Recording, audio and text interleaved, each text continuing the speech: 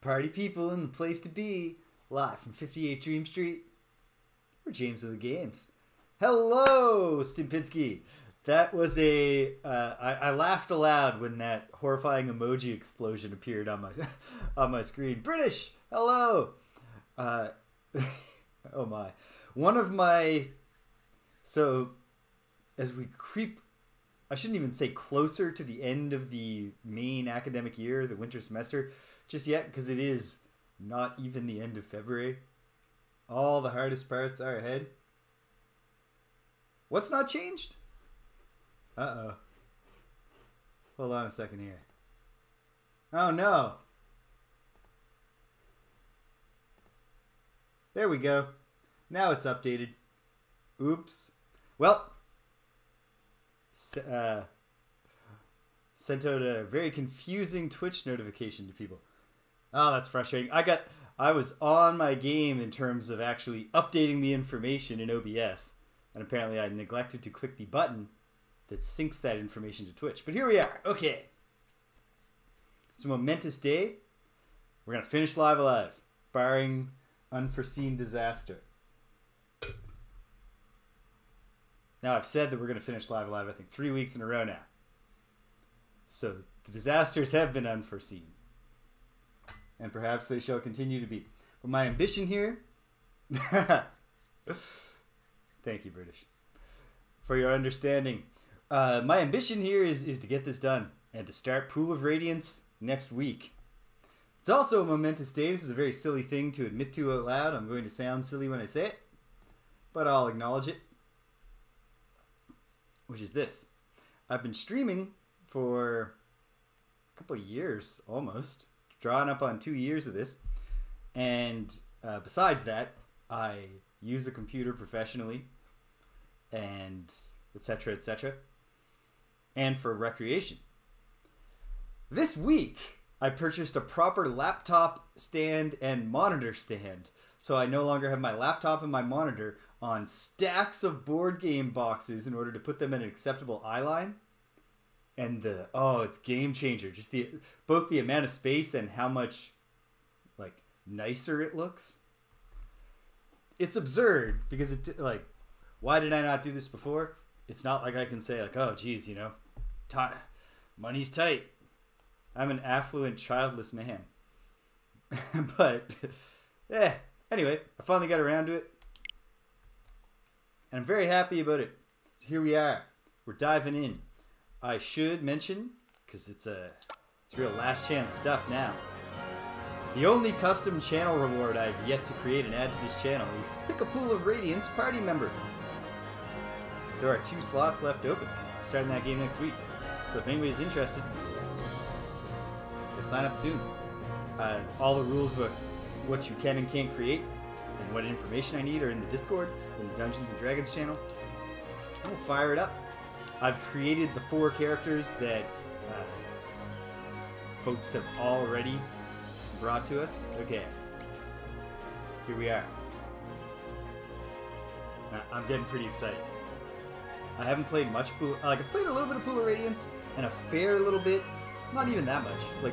Not even getting characters to level 3 of Gateway to the Savage Frontier. So, I've played enough of the Gold Box games to know that they're really fun, but not enough to really know everything that it's going to have to offer me. And not enough to be spoiled on really the full extent of what happens in the story of Pool of Radiance that I'm spoiled on is just that your first task, the overall plot of the game is about helping a once proud city on the Moon Sea, the port city of Flan, recover. And so...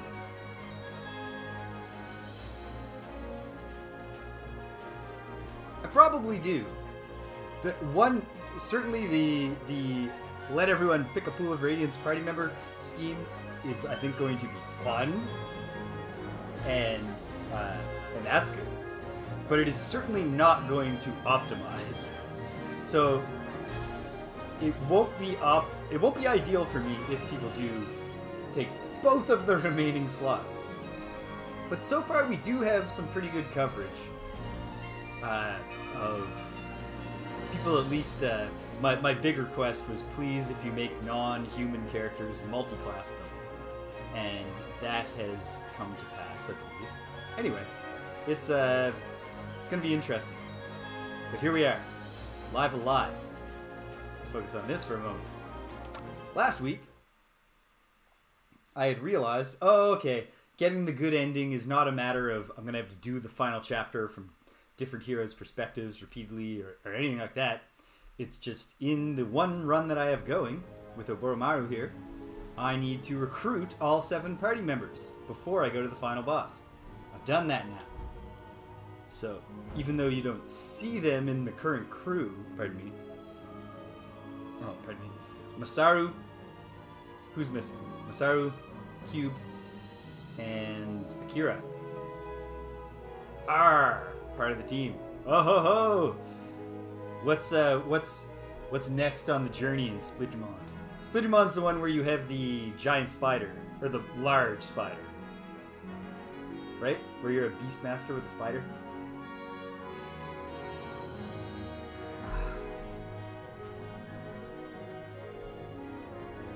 So now I've got them all, but in the course of getting them, I also came to realize that, and this probably should have been obvious, there are 7 trial dungeons in the final chapter, 1 corresponding to each of our heroes. Well, now I'd like to do all of those. So I've done all of them except for 3, which I also don't know where they are. So that would be, as it happens, the Earthen Heart Master, Blue something. We don't know his. I haven't found Pogos, and we haven't found Sundowns. So what we're going to try to do is find and finish those relatively quickly, and then go to the Roost and save the world. Sundown hasn't participated in a fight yet, so he's significantly underleveled compared to the others.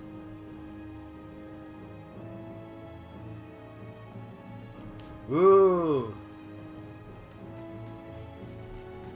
I really like fantasy settings diverting into jungles. Oh yes, still wrestling. You haven't revisited that since. For anyone not up to speed on Stupinski's Splittermond campaign, his party has a rattling companion who they like, and then they met a bunch of doppelgangers who they did not like, and in the end they got it down to there's only one doppelganger left, but the doppelganger is in the form of that rattling, and rattlings aren't super bright.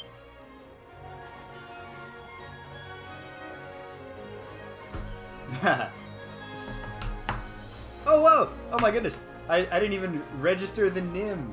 Cousin, it's so great to see you.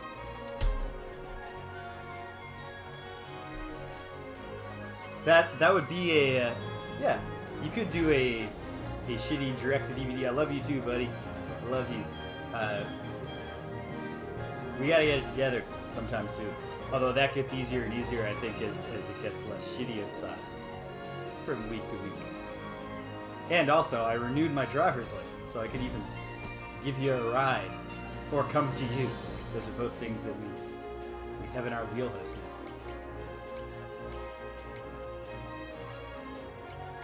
Well, it's still just Danielle's wheels, but I can go behind the wheel, behind Danielle's wheel, without breaking the law and bringing the full force of the government down upon us. What am I doing? Yes. There's no denying that. I don't think. All right. How does the Gramoth hold up against the ultimate attack? I gotta. It's reading week next week, meaning no classes. So I gotta make an effort. Although I also. Yeah, Live Alive. This was originally a Super Famicom game that obviously did not look exactly like this. It was never released in the West.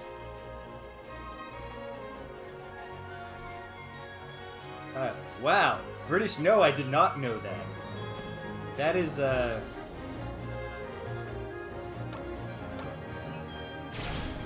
is a strongly trusting system.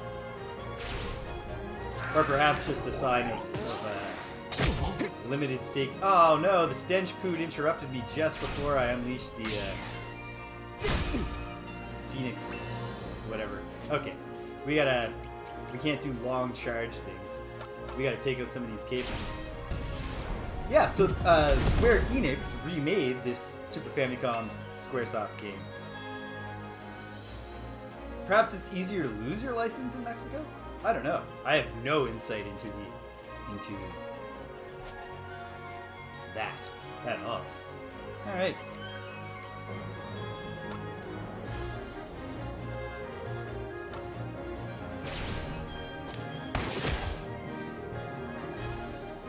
And quite possibly, I suspect some bribes along the way.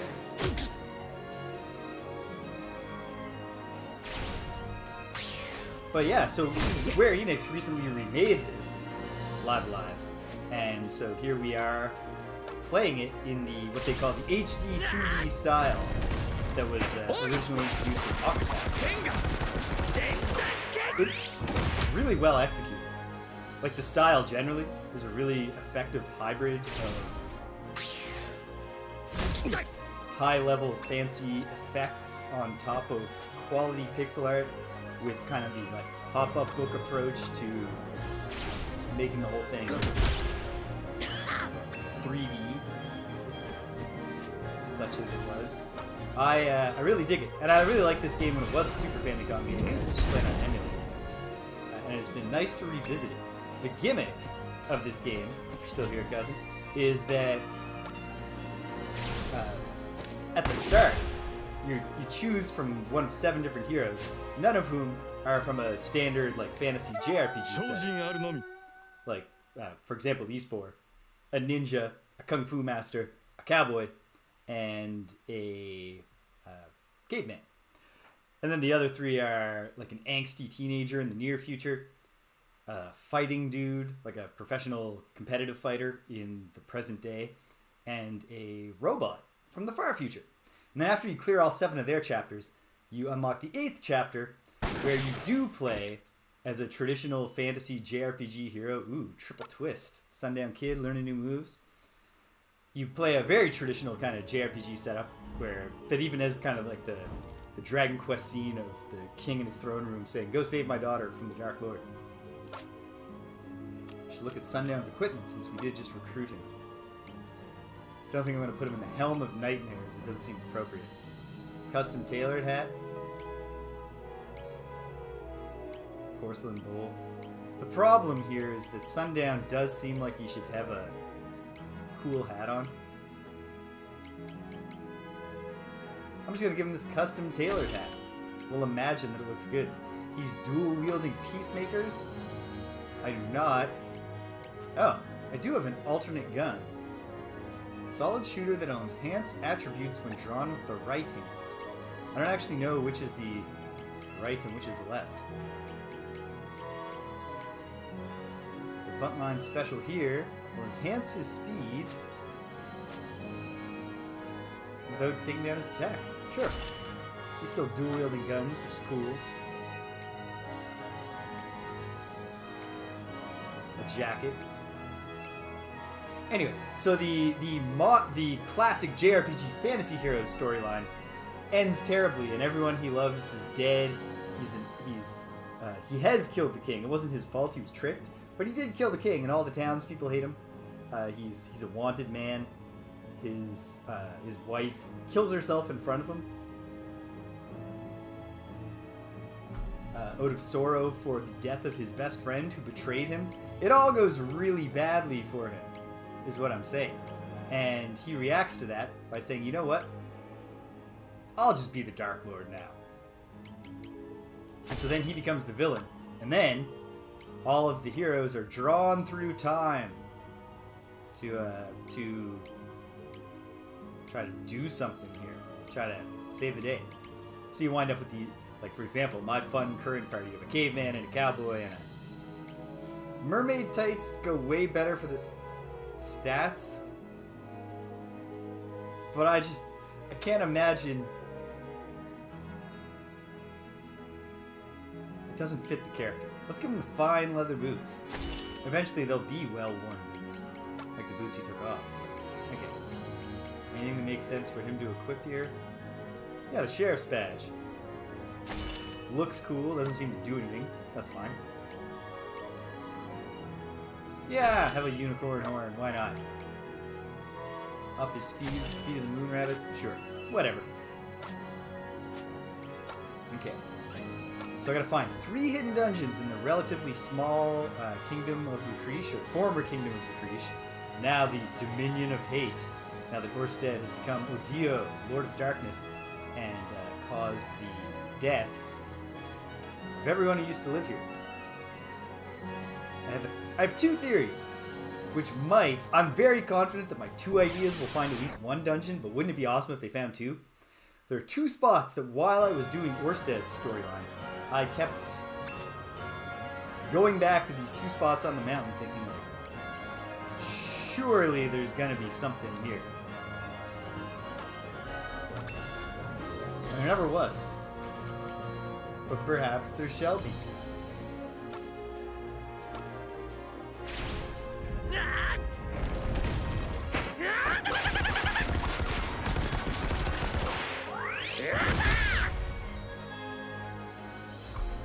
Oh, heavenly peaks descended.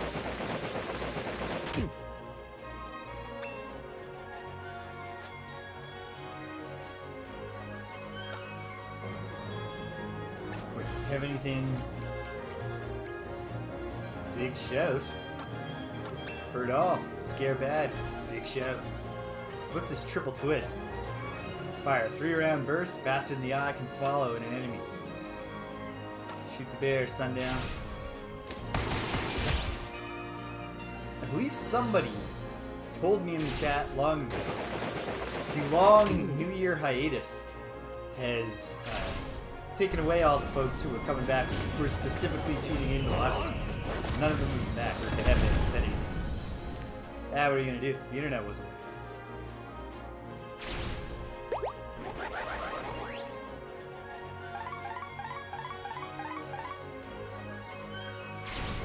Anyway, I believe someone told me that Sundown's the last move he gains from leveling up is the most powerful move in the game or something. Either way, I think Sundown is also my favorite character. So I'm absolutely planning on having him in the heroes party when we come to bring it to a head here. Let's yeah, Tiger and Dragon's Rebuke. Now that's a reaction. Traveler's First Step. Humble this enemy. Stomp on his paw. See if we can stun him. We round up. No, he's invigorating himself again. Friday Night Frosthaven went well last night. Although... oh no. Hopefully we get these dudes finished off right now with this big show, so that they don't take Sundown over. Attaboy, Pogo.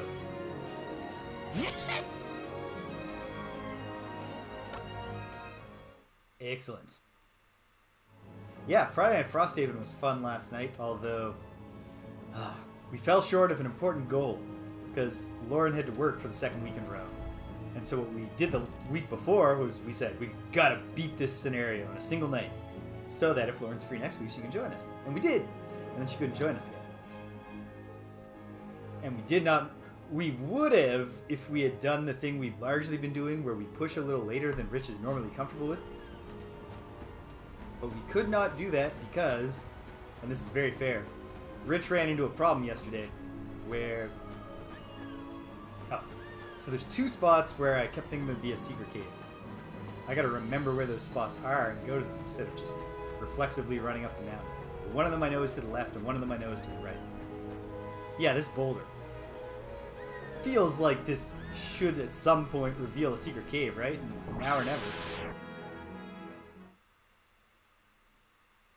We can activate Pogo's sniffing skill at this stage in the game, so that might also be just part of the plan. Alright. Oromaru will unleash a dust storm.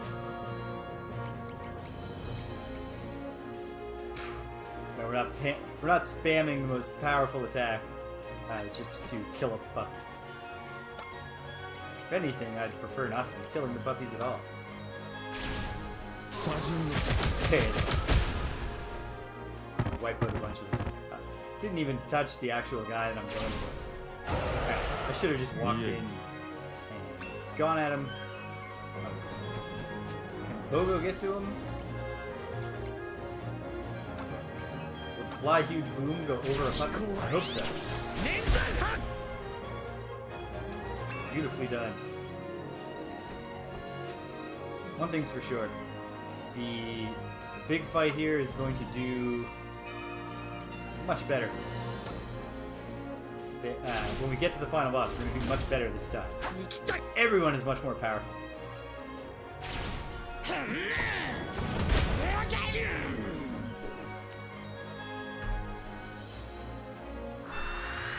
Okay, good.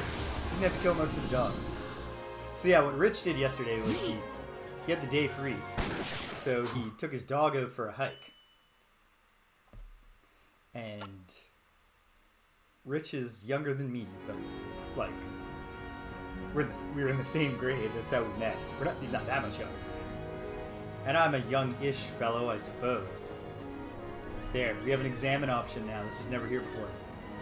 The boulder was here.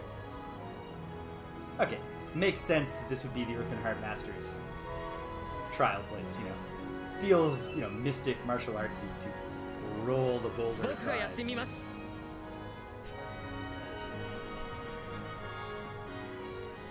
So then I just gotta find... Well, I gotta do this. Then we gotta go try and find the one on the eastern side. It'd be great if that turned out to be Sundown or Pogo. And then I don't have a third idea, but I'm thinking... If there are two on the mountain, there's probably not a third on the mountain. And there's one in each little settlement. And so that alone is, what, 1, 2, 3, 4. Kira's was only accessed with his teleport ability, so wild blind luck that I found that, because I was never planning on using that ability, and then I used it, lo and behold. Alright, the Trial of Skill. There's only been one, so far, trial dungeon in the hub. So maybe a second one would be there. But I'm getting ahead of myself because I haven't even found two on the mountain. Maybe there's 3 in the hub. Maybe they're all on the mountain. Who knows? I really thought one was going to be in Hashe's cabin, but it wasn't. He took his dog for a hike, and his dog is like a year and something months old. It's a young dog. Possibly younger than that. Possibly only like a year. Rich is around my age. And so what happened was both Rich's heart, his interest in spending time outside with his dog in his free time, and his dog's eagerness to keep going, keep going, keep going, outweighed his common sense, and he wore himself out very badly by walking many kilometers in a single day in the wilderness. So where we've been going in the 11-11-30 range with probably some silent objecting from Rich, but no outward complaining.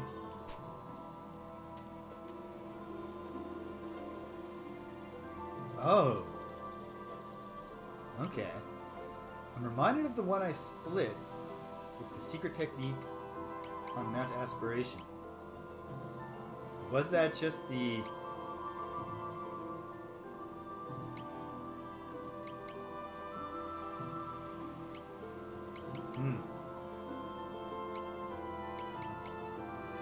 Well, I mean, this is not the one he used on Mount Aspiration, because he didn't learn this until later.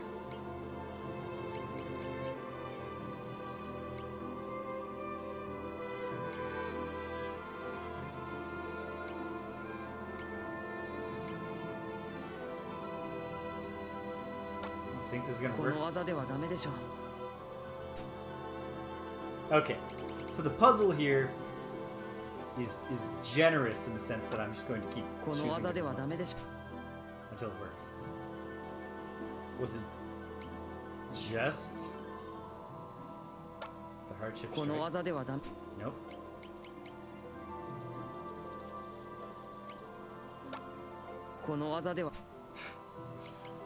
Well, we have a system here. Clicking a lot.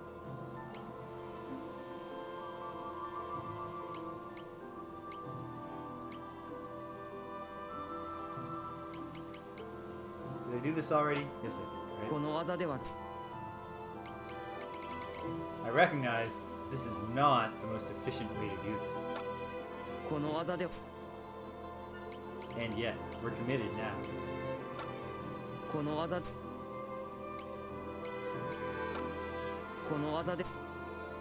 Is it just the ultimate move? Alright. Serves me right. Should have gone with the obvious answer first, even if I had a reason to think it wasn't the right answer.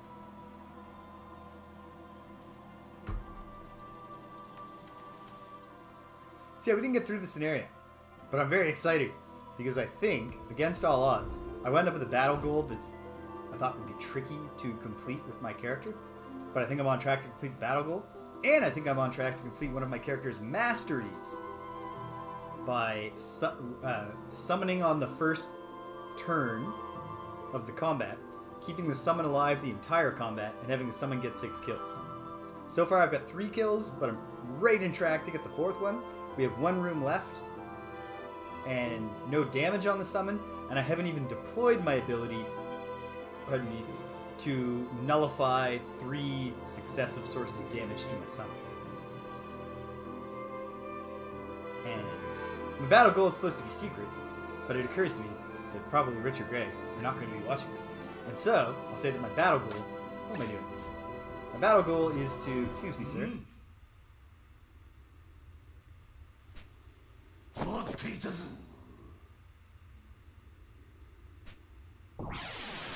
Huh. Oboromaru has foes hanging out. The Bountiful Heart. Well, let's see if the Bountiful Heart can stand up to the deepest dark. Oh, he's got 800 hit points. Probably can. Yeah, my battle goal is to have maximum health at the end, which is tricky for the Bone Shaper because I have to hurt myself to use several of my abilities. But I'm at full health. We're almost done the 2nd room. There's only a 3rd room after that. And I have... What have I done? It is important. I have deployed my Nullify the next 3 sources of damage to yourself ability. But I have not used any of them.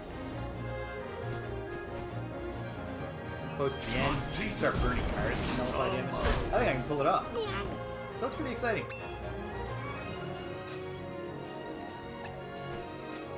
Shoot over the knockdown kid. Ooh, brush fire. Fan the revolver and send a hail of bullets. Well, that's an area of effect. We don't need that. Just give him the old triple twist. Hopefully, we can get a better gun. Oh no. This guy's got some moves.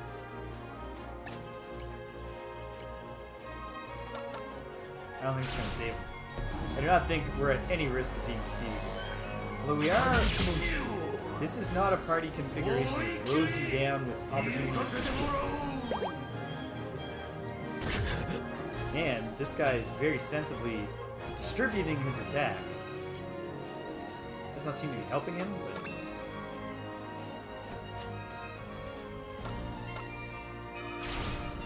But he did have the potential to get bad status ailments on all of us.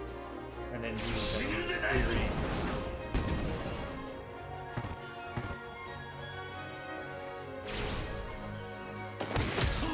Boom, boom.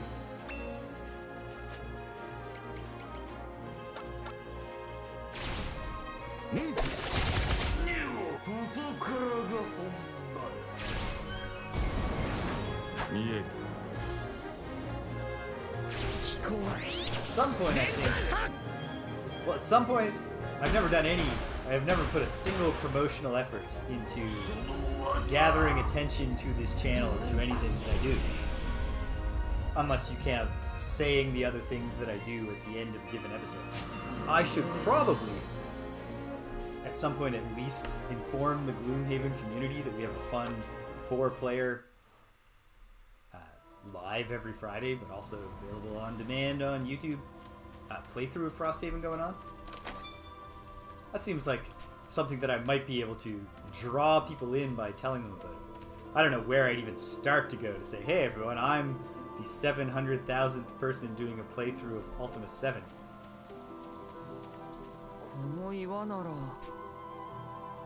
Okay. Is it just the same thing? 2 great beasts with their powers combined? Tiger and Dragon's Rebuke.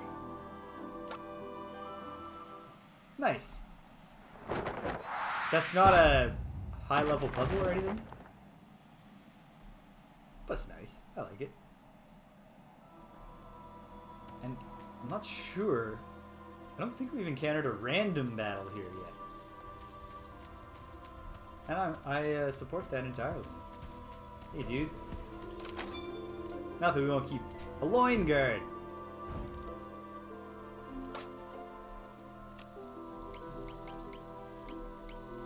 Where does the loin guard go?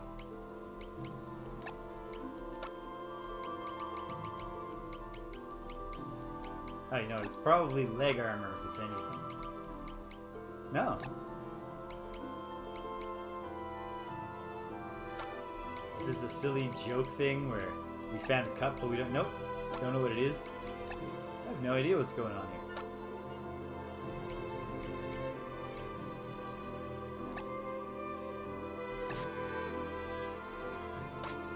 Well, I mean, I suppose I can look and see if others can equip a loin guard somewhere.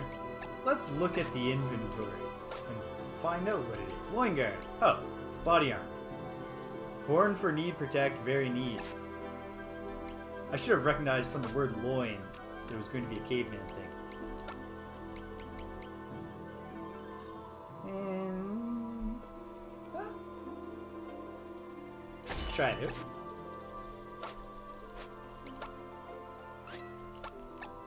Oh dear.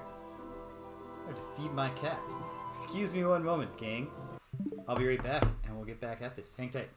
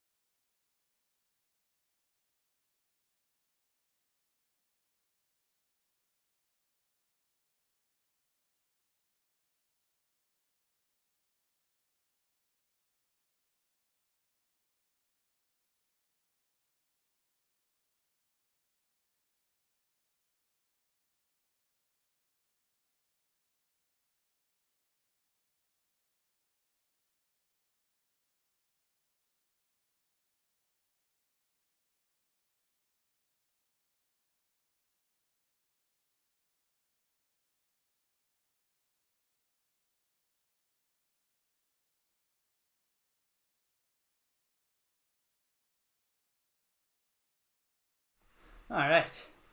Cat's fed. I sent the poor girls on a mild digestive detour. By mistake, I think because it's some mix of they wanted the bowls cleaned, but the bowls didn't look that dirty, so I didn't realize. And what I think might have contributed is that I got ahead of the game in resupplying myself with cat food, with dry food specifically. I got the next bag well in advance. And then one day when it was lunch, and I said, hey, kitties, lunchtime, I shook the new bag by mistake, and they recognized the shake of a new bag, and they can associate that to, hey, the freshest, crispest possible food.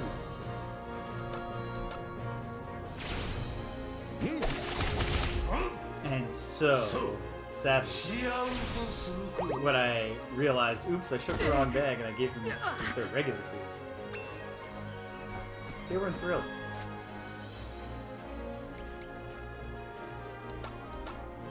Seven hits with the Bang Bang doing here. Oh my goodness. Devastating. Major bings, major bings, major booms.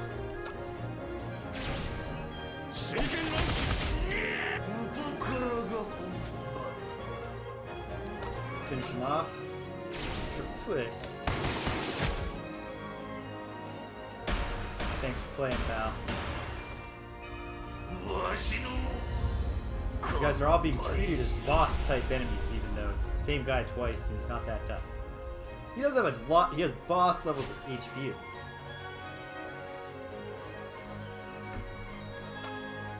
Not much in terms of experience either, even for Sundown. I think since the experience meter, like, I don't think enemies give a consistent rate of experience because this game uses just a 0 to 100 experience scale and just level up every time you hit 100. So I think it does something about comparing your level to the challenge rating of the enemy.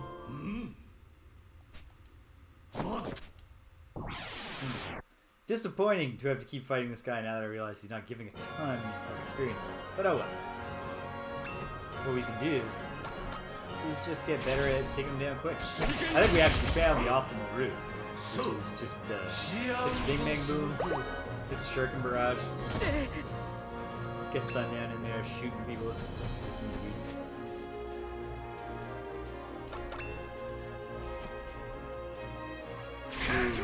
This is gonna take him down, isn't it? No, it's not. And we get a counter. Eyes Fox's Grace. Not super impressive, but it's free damage. And then, get the Bang Bang Boom. And that one was even more devastating. Sundown's gonna do it. Why'd I even drop him then?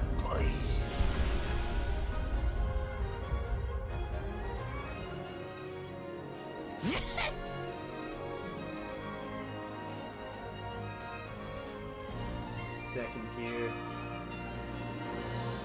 Every now and then I become paranoid and I need to check. Microphone incorrectly configured in the operating system. Hopefully my voice was coming through anyway, but now it should be coming through even better. So how about that? Okay. Onwards. Flask of holy water. Barely care about that. Ooh, a boulder to get out. Ah, well, we already know the answer to this.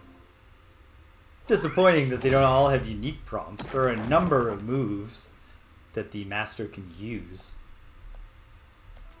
I thought, when I set out on this particular path, you saw when I went through that room where I could see a treasure chest, but didn't have access to it within the room. I thought I was just going down and then back up to get to that. Instead, I've returned to a different place entirely. I don't have a strong internal map going for this place, but hopefully I'm just bumbling my way to victory. Excuse me, sir, I've killed you many times. A massive chest hair. That sounds also like, in fact, let's see if it's better than the loin guard for Pogo.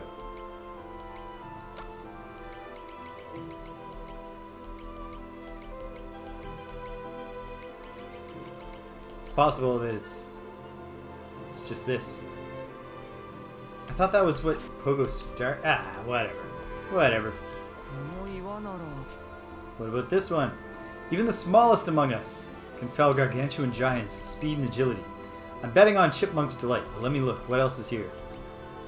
I don't think he has like a mosquito's poke.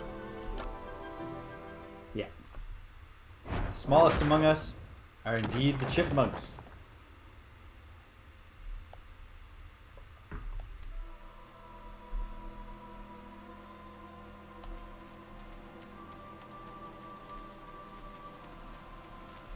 Proceeding at random, but this feels like a significant place for the boulder.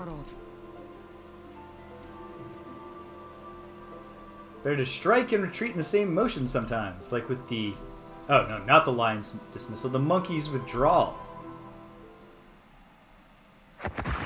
perhaps this boulder, he looked at it, he was like, this one's gonna this is gonna give off a lot of chips if I don't want to get something in my eye.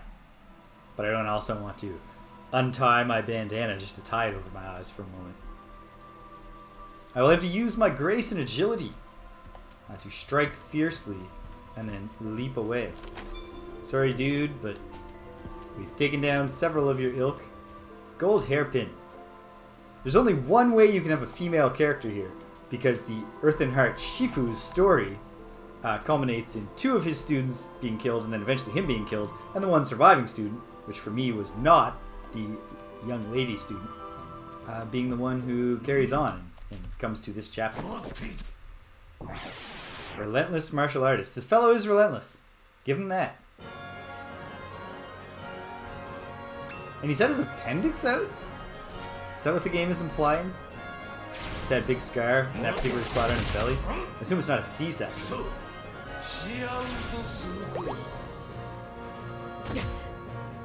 I mean, he could have had a kidney. Could even be the case that I'm overthinking it.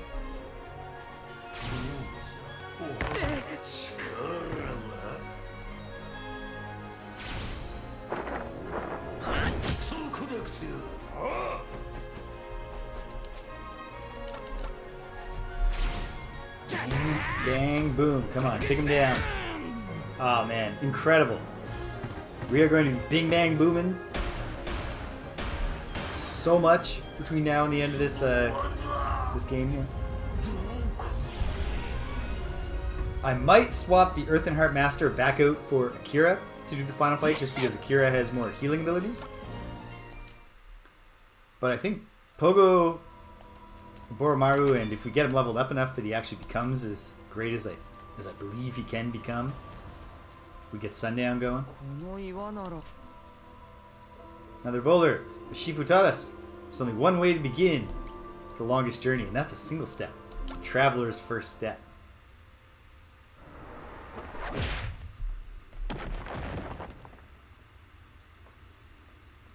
Well done. So I guess in the end, I don't know how many. I think the game has 4 different endings, sorry. I think we're only going to wind up experiencing 3 of them. My guess is that there is a good but not great ending, and then the best ending, which I think is what we're on track to get. Then there are 2 varieties of bad ending. And last week, we dipped into the second one, the Armageddon ending, which was really cool in concept. To get the Armageddon ending, you play the Dominion of Hate chapter from Orsted, or Odio, the Lord of Darkness's perspective, but instead of what his normal route is, which is redo the 7 boss fights of the 7 Heroes chapters, but win. And then at the end, Orsted is just like, great, the world's a worse place now, I hate heroes. Instead, at the end, oh, this feels promising.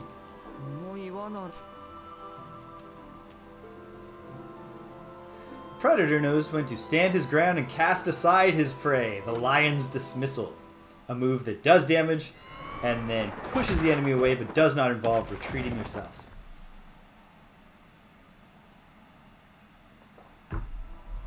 It's not a terribly sophisticated puzzle, but I like it. Thematically, it's fun. And now I'm at that place that I was trying to get to long ago. And it looks like it's going to let us go even deeper. And perhaps going deep is the way to get to the end. I don't know. At any rate, just hopefully it goes at a decent clip. I would really like at least one of these trials to be as short as the Trial of Power was. Just a boss fight right at the start, and then just walk down a hall getting treasures. We shall see. Oh, come on, Sundown.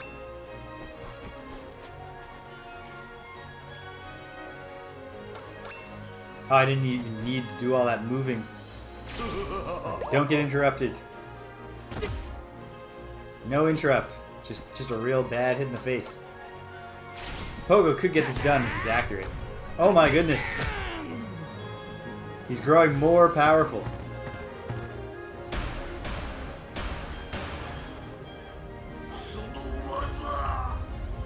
no, that's indeed. Yeah, so to get the really bad ending, the Armageddon ending, instead of beating all the boss fights, in any one boss fight you have to get to critical health, and then if you open up the sub-menu, where the flee command would be, there's an Armageddon command. And so it literally represents Odio, the Lord of Darkness, realizing that he's not going to win, and then, like a child playing chess, be like, well then, screw it! And destroy everything. Aesthetically, it was a major letdown. A real letdown. Okay, man. I was hoping this would get us to something that was obviously leading towards a climax. The identical nature of all the doors really limits... At least I can tell when I'm somewhere new, because there's a treasure that I haven't opened yet. So for now, and whenever I find one of these, for now, I will just keep on plugging away.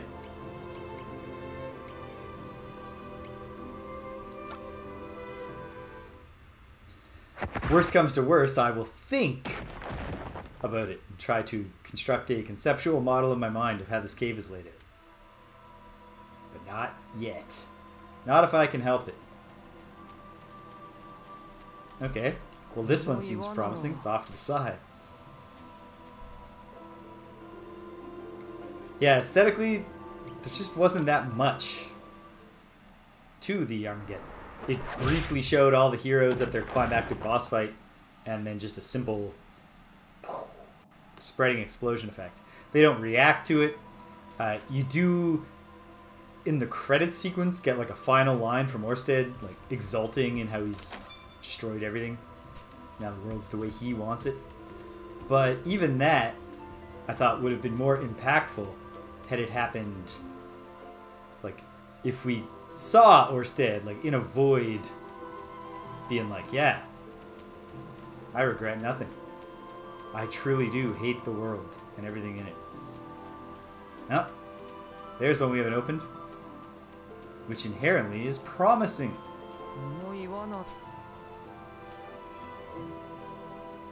With grace and wisdom.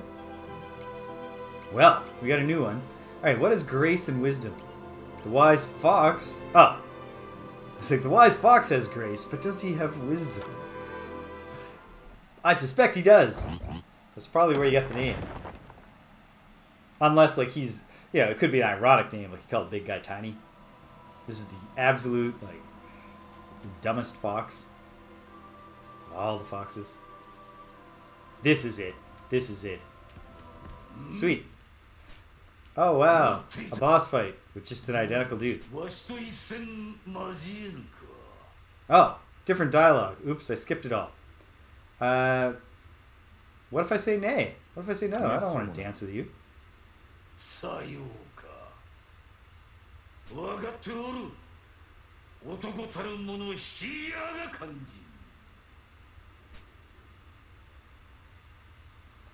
Oh, don't warp me out. No. Oh, he just left. Awesome. We chose non-violence. We earned his respect. I don't know why all the enemies in the dungeon address Uboromaru and not the Earthen Heart Master. They might just be addressing the front character. Ooh, nunchaku. A single nunchaku. Not doing a Ninja Turtle style here. Well. Holy smokes. That's incredible. Unlocks one's true potential, and it certainly does look like it does. Alright, kid. Maybe you are coming.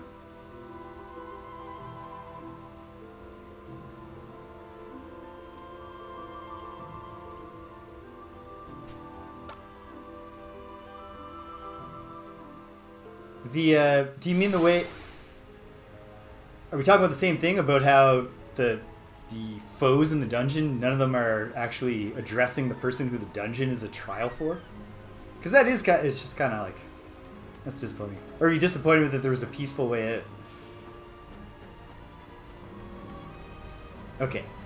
It'd just be grand if I can find the spot was a spot where... It was one of the spots where Sundown was milling about. Because we had to chase him all over this mountain. It,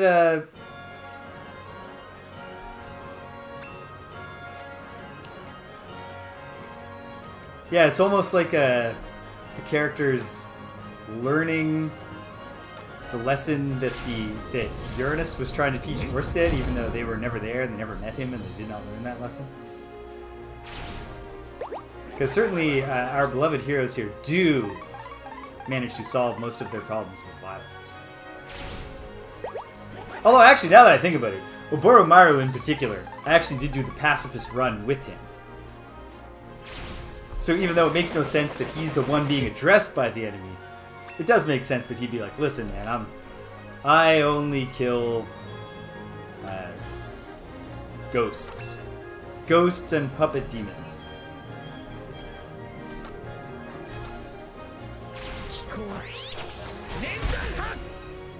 Whoa. Let's try the brush fire.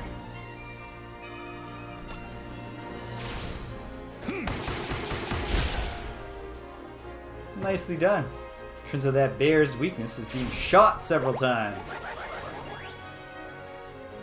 At close range. A lot of animals you meet in the woods have that same weakness. It's almost a cliche.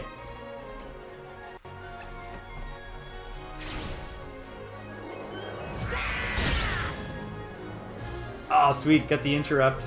Although they're both... Oh, they didn't even get to do their stupid counter. I like that. And in fact, they're both just about done here. Do I have anything that I can just fire off instantly that hits them both? Of course not. What does it matter? Take this guy down with the firefall. And whoever's turn is next can take out the other one. I think it's going to be the...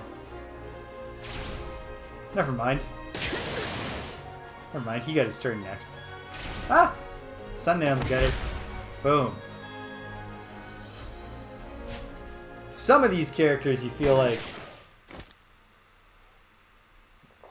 a modern RPG version of this would have like Masaru constantly going, what the hell is that? What the hell is that? Like 3 times per battle. I think it fits Sundown's character that he's just taking these like horrible chimera beasts and stuff in stride. Well, yeah, this area. This is where we saw Sundown. You can't tell me that doesn't look like a place where a secret trial dungeon is hidden. And this also seems like it could be, because note that the fancy light that is making me believe that this is where the trial dungeon will in fact be. I'm not even sure that fancy light was there before. Oh, good. Glad I can help. What happened if you do... I mean, okay, I should say, if talking about it would not put you back and think about it and stress you out, I'd love to hear about it. But if that would happen, tell me, like, next week.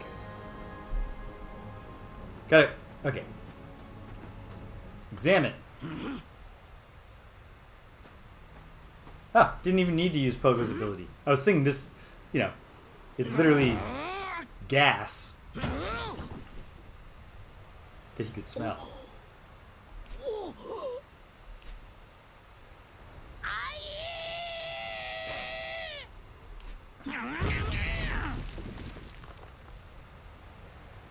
Gotta love Pogo. Yeah. I was trying to think of what his trial might be. I did not land on Trial of Skill when I was trying to think of what the Shifu or the Earthen Art Master might have. With Pogo, I was thinking like Trial of the Hunter, but then that's not an attribute. Trial of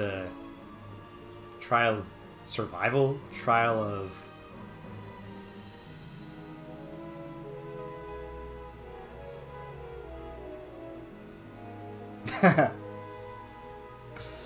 Eventually, any bug can be worked out if you bang your head against it hard enough times. Okay, so, alright. A plan was established. What is priority? Okay. This already seems like it's going to take a very classic, frustrating workplace thing.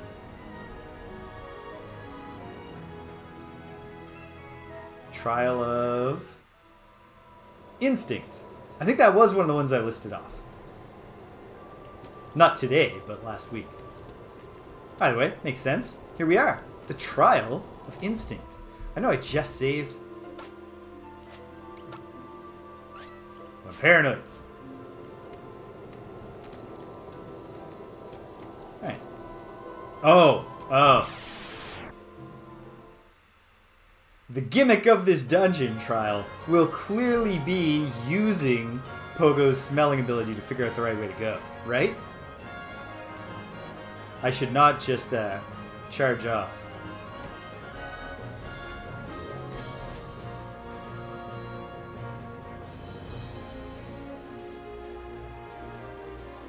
Okay, so yesterday, colleague tells you he's working on something that is a prerequisite to you doing the thing that you've been told is the high priority.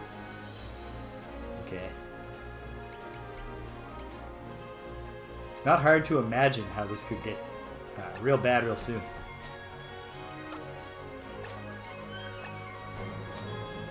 Alright.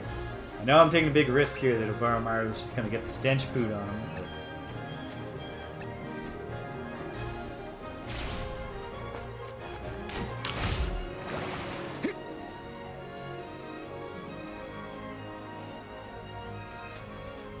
I could tell this story was going to resolve with a really, a situation that could have been avoided by a senior manager looking at a Gantt chart.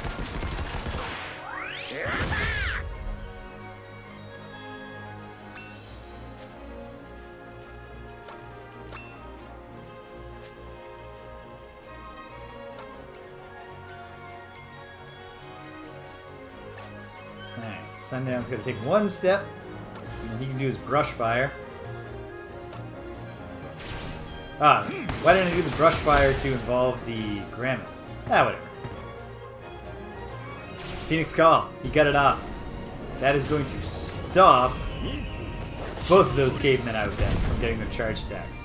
Oh, in fact, it's going to stop all of them from ever doing anything ever again. And then we'll just spam the ultimate technique on the Gramoth.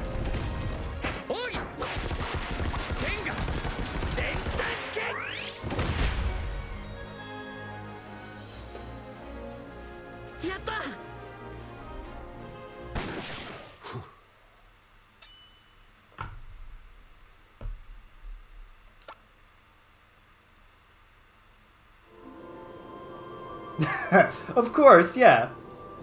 Naturally. That didn't tell us anything.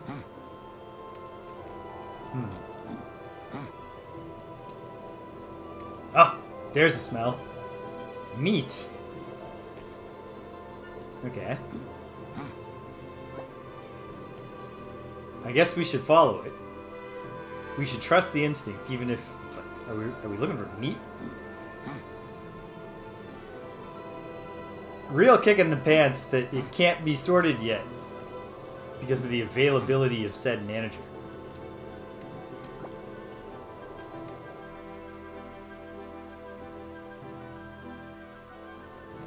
But yeah, oh, that's frustrating.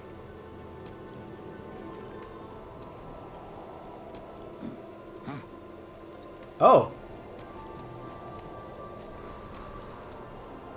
Oh no, there's smells coming from everywhere now. So I need to, once again, smell them all. Meat, meat, meat. You can't lose.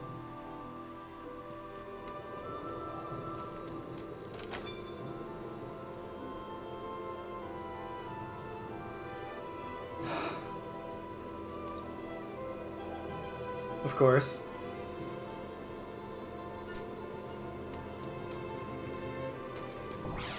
So is this the kind of thing where it's feasible at all for your colleague to, perhaps with additional support or relieve responsibilities elsewhere, to you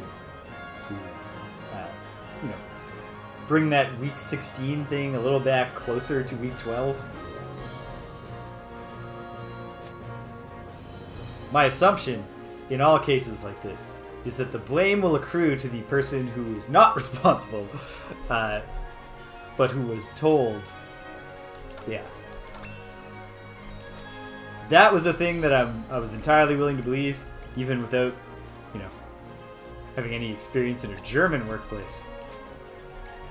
I bet that's a consistent trait of.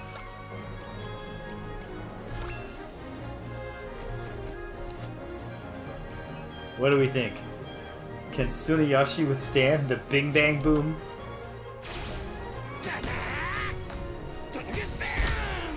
No. Not even a little. Tsunayoshi is paste.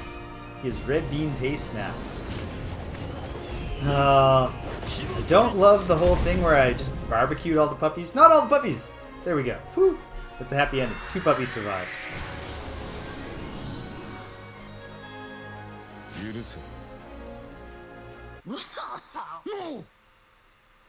Way to go, Pogo. Hey, we got some cool items. Solomon's thigh bone.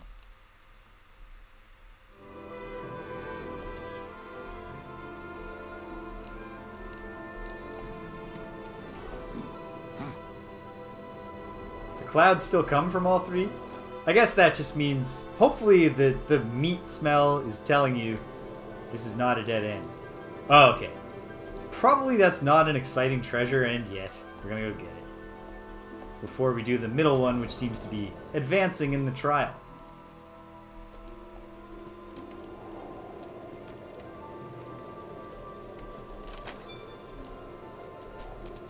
I guess we can't have too many biscuits.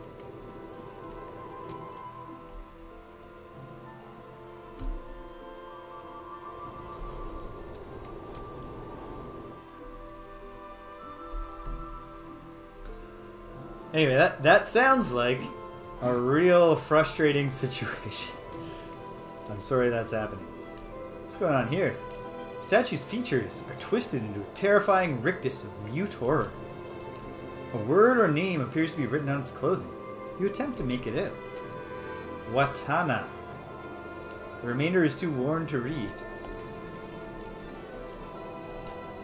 And here, same deal. So they both have the start of Watanabe's name. I think we've had Watanabes in more than one time period here. In our story. So far. No cloud from there. No clouds anywhere. Oh, but that might not be a portal in the sense of leading us to a new spot.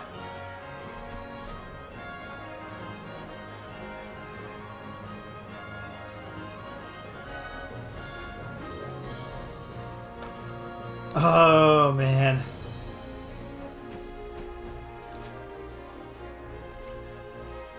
No bueno. What a frustrating scenario. We had a situation much less frustrating than that, but a scheduling snafu where 3 midterms wound up being scheduled for the first years within 2 days, which isn't that uncommon. In the first year context. Ha! Didn't get Oboromaru. And also, Sundown Kid does not take kindly to people farting in his general direction.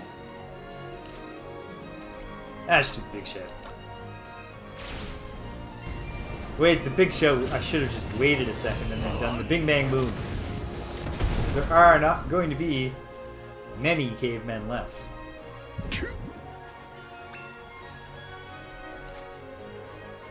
So, although it's not a super unusual situation for there to be a storm of midterms, and I don't give midterms because it's writing,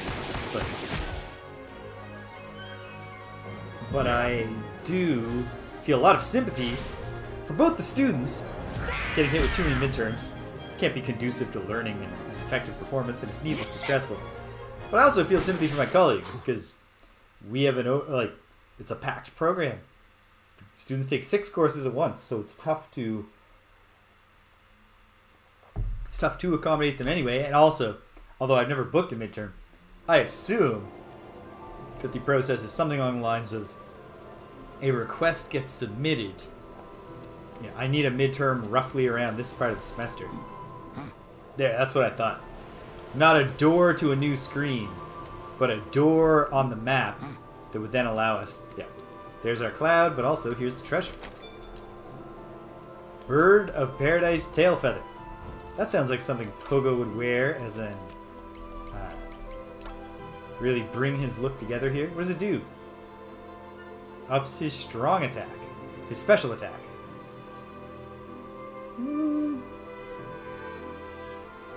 I don't think Pogo needs that. I don't know who does. For now, I'll give it to Oboromaru. No, he's already got one.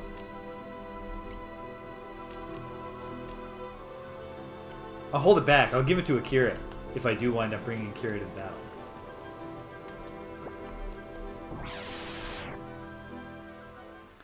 Anyway, so students weren't happy, and so they were, of course, inquiring to people, you know, what are we supposed to do here? Like, this is too much. What can you do to help us? And one professor for one course said,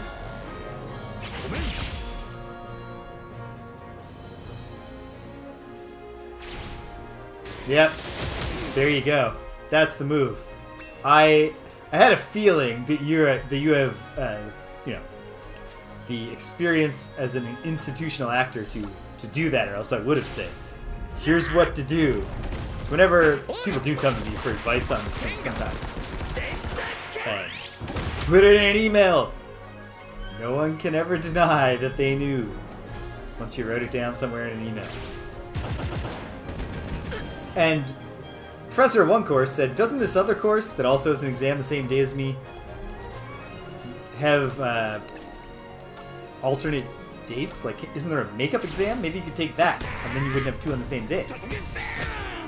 The makeup exam is scheduled during my class, and I only get one class a week this term with the third years because we're doing an experiment in having my class and my lecture and my tutorial on the same night. If the students believe that they're being expected, you know, their only way to get relief here is to skip my class and go to the makeup exam. That's what they're going to do. And then that's going to mess things up, because then they're not going to also accept, you know, not knowing the things that were covered in class. And in particular, I had a discussion panel with professional engineers booked for the class, so I had people taking the time out of their day to come talk to my students about their jobs, their work, their careers, their discipline, and none of this was great. None of us felt great about it. And then, it all came together in one sense. First, snow closed campus early on Monday, eliminating or postponing one of the two midterms. At the same time, the midterm with the makeup that clashed with my course went ahead, but, and this is on the whole not a good thing. I don't want to say that I think it's good that this happened, but worked out for me, because it seems like somebody must have gotten a copy of the midterm. It was stolen. Ah, sorry, Oboromaru. We hardly knew ye. Fortunately, Oboromaru, as the focal character of this playthrough of the chapter, is very, very fully leveled.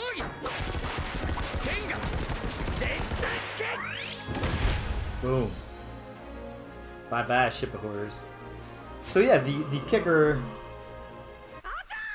the final outcome, was that they had to reschedule their makeup midterm because a copy had been stolen. They needed time to make a new one to prevent cheating. And that sucks for my colleagues to have to do that. But like I said, it fixed my problem, and we had great attendance for the panel, which I felt good about. And the students gave me a Valentine, which was sweet. We talk a lot about formal logic in this this term of the course. Fish smell. Yeah, confluence of circumstances worked out there for us. Ooh, this is significant. May or may not be where we're supposed to go. It's definitely a thing.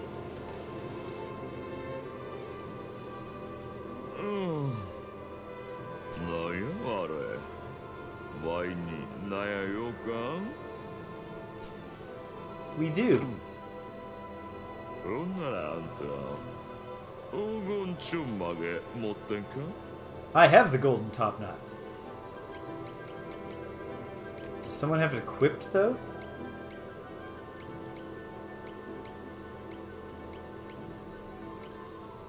Hope I didn't equip it on someone who's not in the party right now. This feels like we're actually going through what we have equipped as well. Ha! Alright. Unmistakable proof of a warrior's conviction.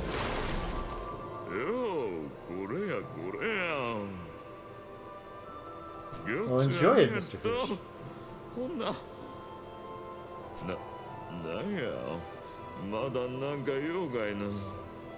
What do you mean, ask of you? You asked... Alright. Alright. You're a weird fish, I get it.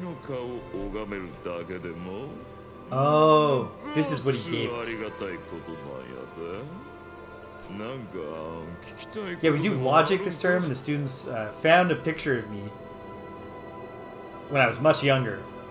There's not a lot of pictures of me on the university website, so the one is from when I was a graduate student. And they printed it out and used a Valentine template, and it says, "It's only logical that we love you." To Mr. Ross from... Oops, I'm not supposed to dox myself. To Mr. Whatever from the class, from the students. I do persist. This fish is gonna want to kill us, right? And yet...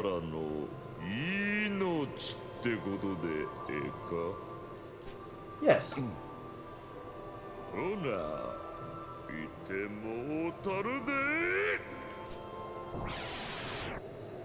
Us versus this big yellow fish. Exciting. Whoa! It's even bigger when he flops out of the water. Lucretius. I can't imagine we're going to take him out. Oh, good. He's weak to the deepest dark attack. And he's resistant to water-based attacks, which makes sense if you literally interpret the water symbol. But the water symbol also includes freezing attacks, and I think freezing the water that fish is in is always considered bad for it.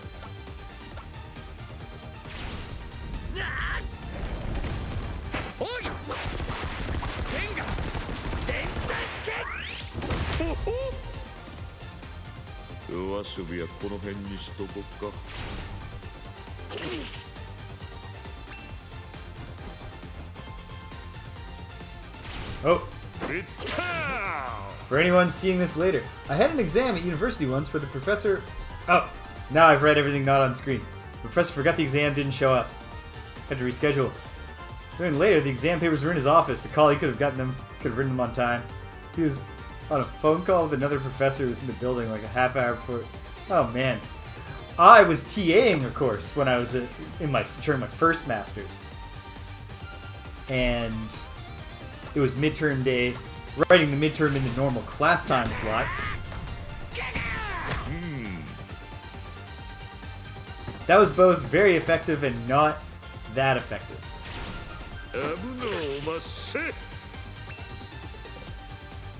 Boromaru ought to heal himself, and yet I'm a risk taker, baby.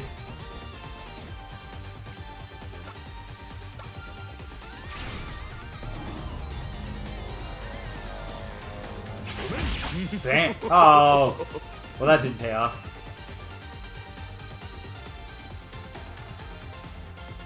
Four and one, penetrating.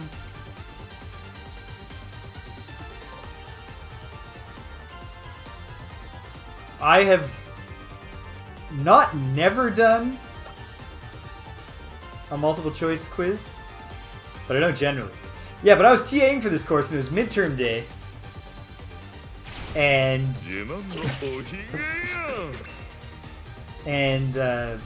I arrived as the TA on time, and then the professors didn't show up, and it was a film class, so the block of time booked for the exam for the class was like 3 hours, and the midterm was only intended to be an hour. So the students are all like, oh man, can we leave? And I was like, and they got mad at me for this, but I was like, I don't think you should. Because I don't have any power here, and I can't guarantee that the professor isn't going to show up in 10 minutes and be like, well, class is 3 hours, why would they leave? Whoever's still here can write the exam, and the rest are out of luck. I didn't think he would do that. But I don't know. And they were like, okay, so we just have to sit here? I was like, do what you want, team. All I'm telling you is that I don't feel empowered to help you if this goes wrong, and I would rather it didn't. What do you think? Yeah. Anyway, he came racing in about 40 minutes late, looking all disheveled with all his papers in hand. Fortunately, I'd managed to keep the class on site, so it all went ahead, but nightmarish. I've had bad dreams where I realized, oh jeez, I'm supposed to be teaching a class right now. It's never actually happened to me that I've just forgotten to go teach my class. Okay, when Sundown gets his turn, it's high time for us to use a single area of effect healing item. Ah, Boromaru, we hardly knew ye. Never mind, we can win this. Oh, especially if we're getting the Big Bang Boom off.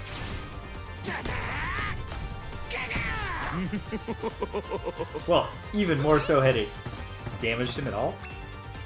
But I think we got this. I think we're going to be okay.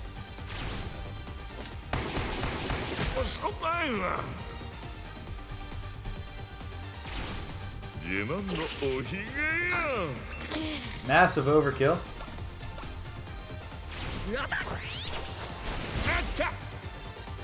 Yes. Okay. As long as the kid, as long as the master, shouldn't call him the kid anymore. He's a master now. As long as he survives that, I think we've got this. Oh yeah. Sundown can finish it himself if the kid doesn't survive this, which he won't. Alright, Sundown. Accuracy is everything here. 3 hits at least. Farewell, ye golden whiskered fish.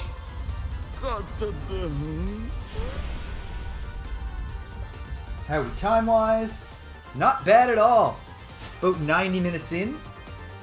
And I feel like, I don't think this is the actual end of this trial. I think this is a side, a guiding within.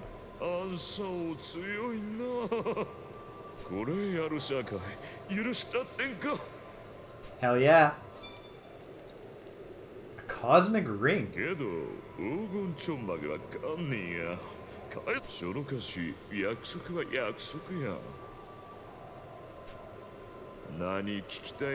Fine. Well, in classic RPG, paranoid RP role-playing gamer form, I want to hang on to as many consumables as I can, to the point that I'm going to end the game with all kinds of consumable items I never bothered to use. What questions? Yeah, what is this place? That's my big one.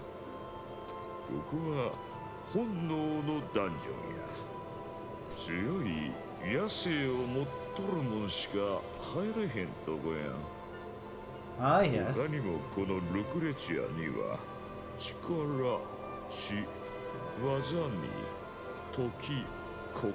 Okay. Power was Masaru. Wisdom was Q. Skill was the Earth and Heart Master just now. Time.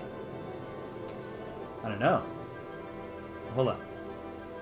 Heart was Akira. There was one other one. Keys. Boromaru. Is the time one Sundown? Oh, that would make sense.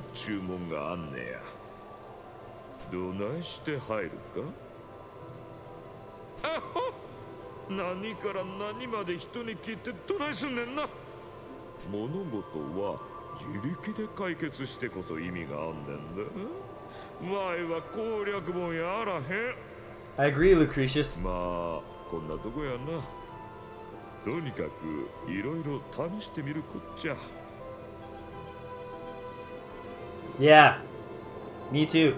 Big fan of never using healing items in a game that allows a deep enough well of healing magic to have everyone just cast and heal.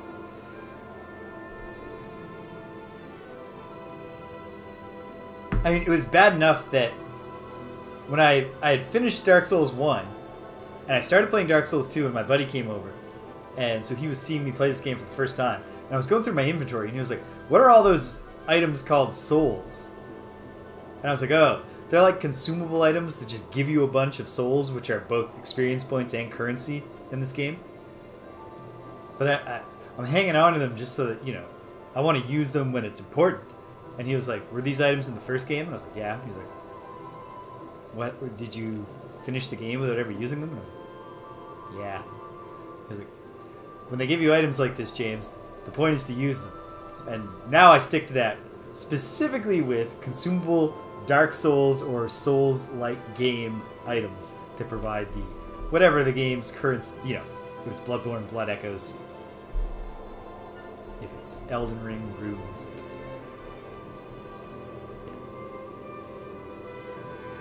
Ha! That's my philosophy precisely, Lucretius.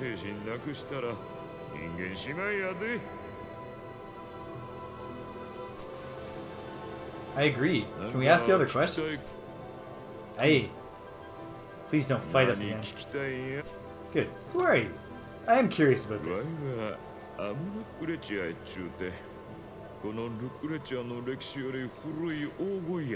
Are you literally just an old fish?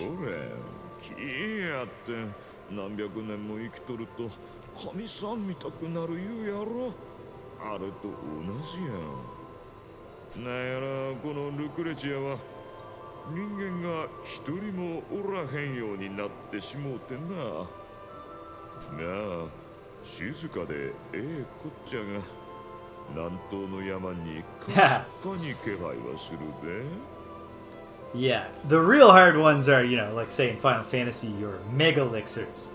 Heal the full party to maximum hit points and magic points. And you can never buy those in a shop.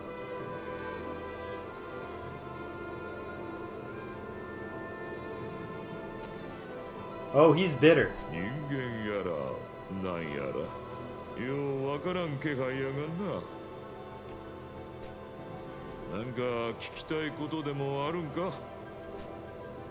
Strange to me how this is like all of the exposition that the heroes themselves have received about this situation where they are. Yeah, who am I?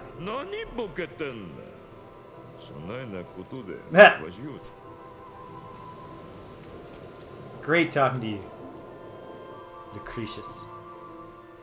Is the kingdom named after this very old fish? Is that what's going on? But yeah, that is as much exposition as we've been given to help the heroes understand what's going on in the adventure. And it's a side route in one hidden dungeon. And it requires you to beat an optional boss. Certainly unconventional. Huh? Is there anything coming from down here?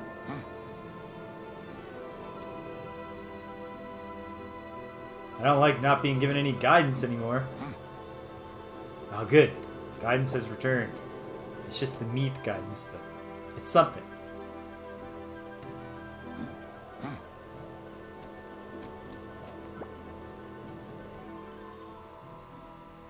Oh, we got a neat item. Oh, and we've done it. That's good. Cosmic Ring. A peace offering bestowed upon those who triumphed over the ancient catfish of antiquity.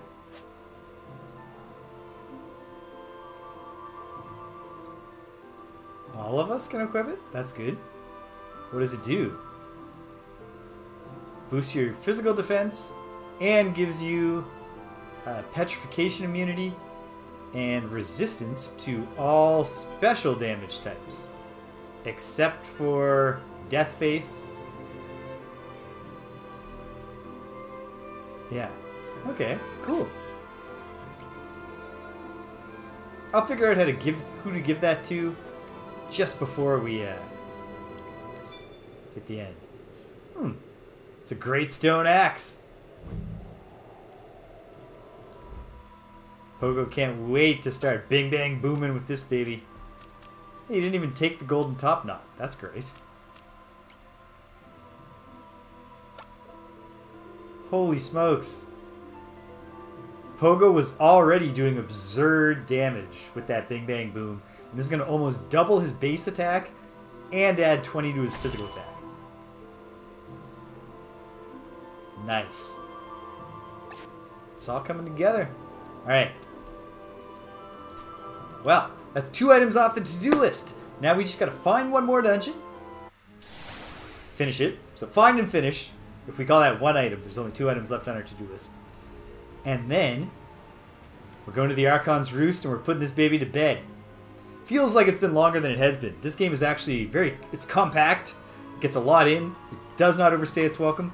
I had an internet problems induced hiatus that makes it feel like I've been playing longer than I have been. But I'm very excited about this. Oh, I'm receiving a call from survey people. I'm not going to be doing any surveys. I'm going to run to the washroom before we start hunting. I'm optimistic that we're going to find Sundown's thing in the hub based on the reasoning I did before. Big mountain had 2. Smaller towns each had 1. Totally special side area. Akira's had 1. And the hub has had 1 so far. The hub is comparable in size to the mountain. And it's the same kind of like different paths in nature option. I'm hopeful. I don't know. But there's a lot of side paths. So we'll start digging through that in just a minute. Hang tight. I'll be right back, gang.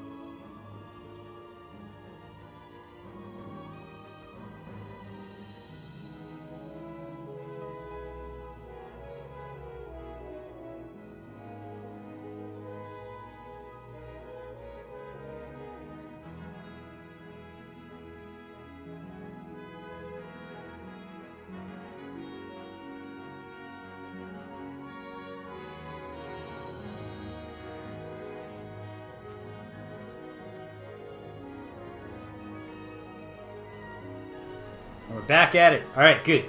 Thank you for hanging tight, Stupinski. Here we are. Alright. Well,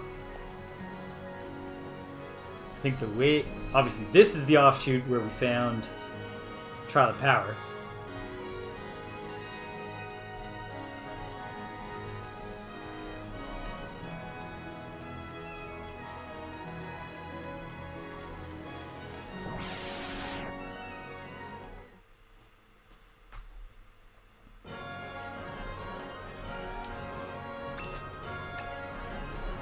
A man must have a code, Stimpinski.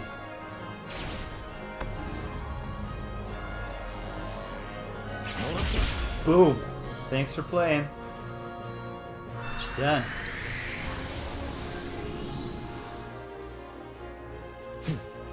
Alright. Alright, another level for Sundown. He's at 16 now. He's learned a move called Hurricane. I need to look at this for a second. Okay, there are levels past 20 I was wondering if there might be a level cap. But either way, Sundown is catching up. And gotta believe at some point he's going to unlock a power that will be able to tell by its name is like a real good one. Right. First, I'm just going to run all the main paths. So we're not going to go into the town, we're going to run towards it, and then we're going to double back.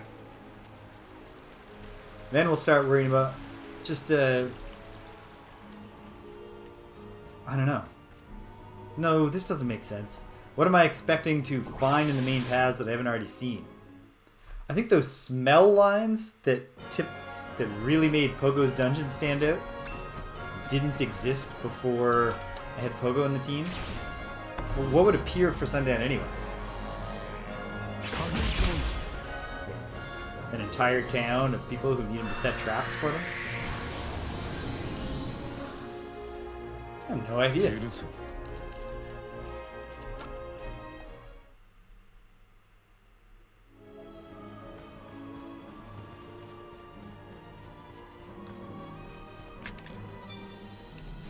Joshua tree seeds.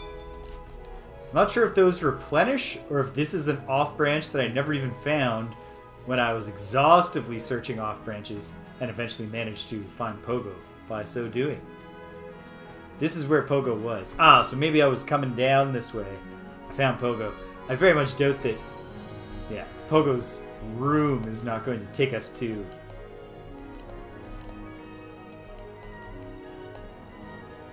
It's not going to take us to Sundown's dungeon.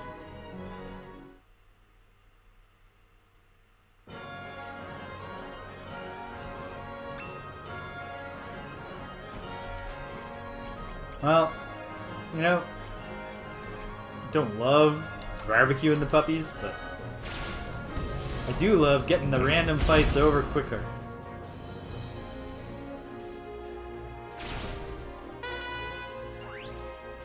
Oh, Tsunoyoshi. I don't know if he saved himself with that move there. Because he's supposed to get the Bing Bang Boom from Pogo with the giant axe.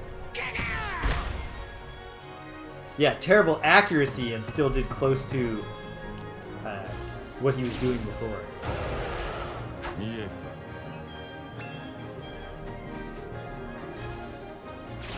Well, I hope this Molten Breath isn't an interrupt. Good. Here we go.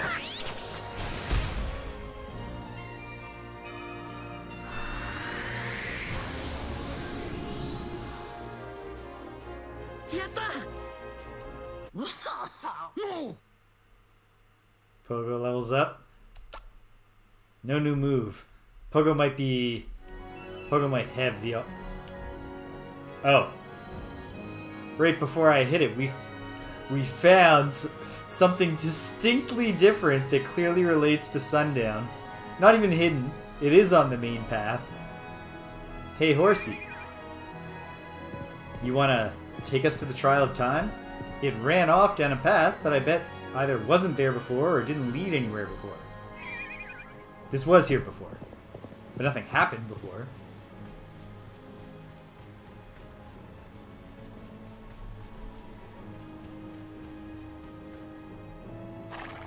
At any rate, I can't, there's nothing else there's going to be. We have found the trial, and it's only 4:10 where I am. We're finishing this. It's really going to happen.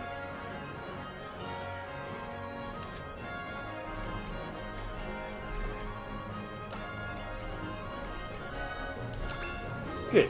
The puppies can resist the Death Blossom. And Tsunoyoshi absolutely cannot. He's vulnerable to it. Even their resistance did not stop them from becoming deadly, deathly blossomed puppies, but... Okay. Don't interrupt. Oh, I said don't. Alright. Damn it. Okay. No, Sundown! Don't do it! Oof. That puppy's not in good shape. nor shall this one be, although now we have Pogo in position. Looks like there is room for one last incredible move. Although, yeah. I'm thinking 999 is capped damage because each of those hits was doing over 200.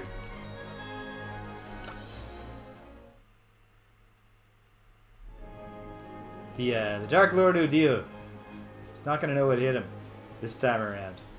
Oh, what do you know? A cave that was not here before? That a horse led us to? The Trial of Time. Is it going to revive the trap-laying gimmick? Like, is it actually going to involve getting something done in a certain amount of time?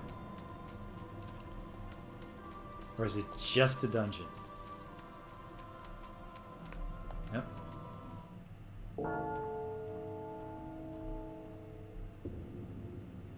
Okay.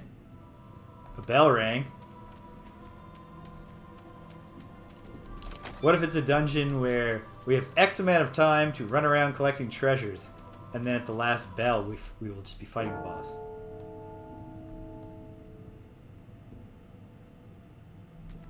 It's getting darker with each bell, or am I imagining that?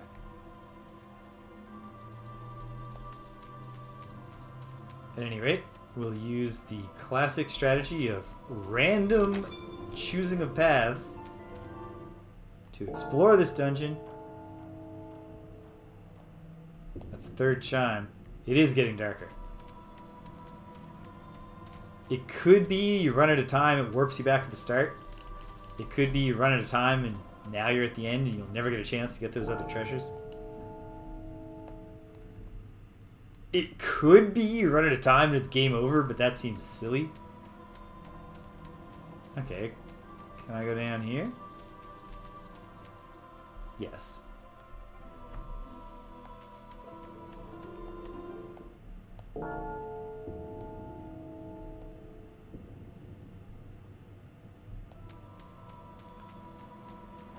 Darker and darker. We're also getting deeper and deeper. There don't seem to be random battles here, which is good and bad. I don't want to do any grinding if I can help it, and yet if we're going to have Sundown have the mightiest of his potential powers, he needs to gain levels. Although, we're inevitably going to get a bunch of random battles just walking through the Archon's Roost to face the Dark Lord. And we'll also save time, because I was talking about maybe getting a Kira back on the team to have healing capabilities, and now I'm thinking, what about the healing capabilities granted by the enormous amount of consumable healing items that I've collected and never used?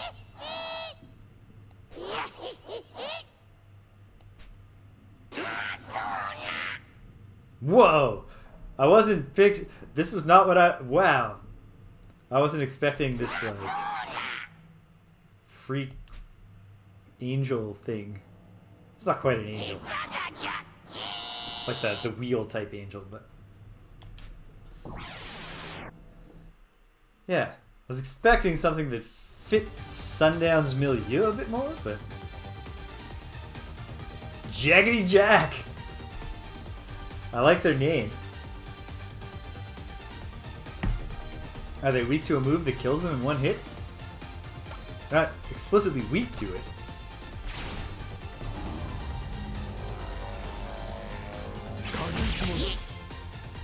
But it doesn't go down smooth, that's for sure.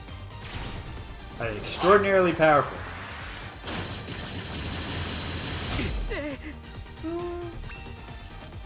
They're not extraordinarily unpowerful. Should probably concentrate my efforts, but that's not what I'm doing.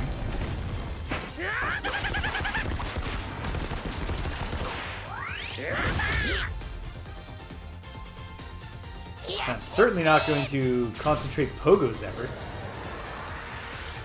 Pogo should do the bing bang boom on an undamaged enemy because he could very, very likely take it down.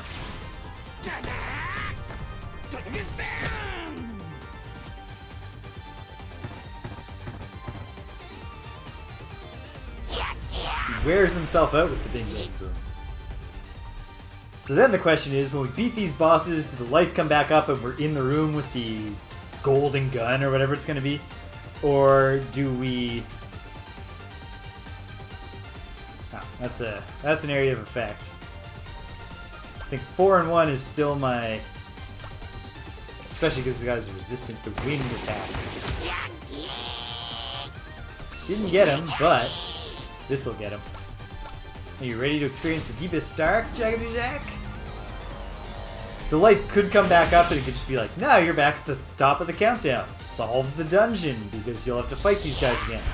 Or it could be the lights come back up and we finish the dungeon. We never get to explore for the other treasures. Those both strike me as possible outcomes here.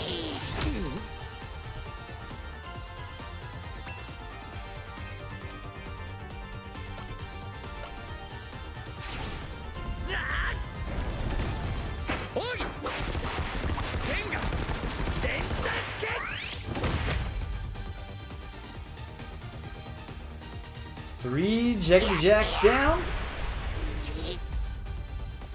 And I believe it's Pogo's turn.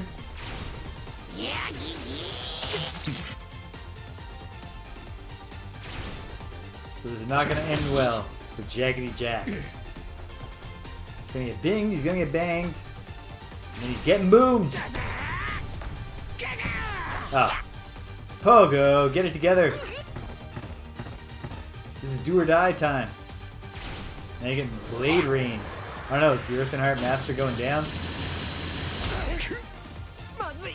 He is.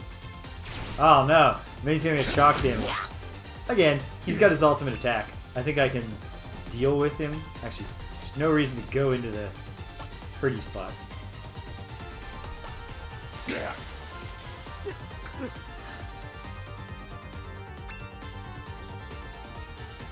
Thematically, I would like to have Sundown alive here. Space Phase. Ha! Didn't get the interrupt, didn't knock him down. You're getting Death Blossomed in a second.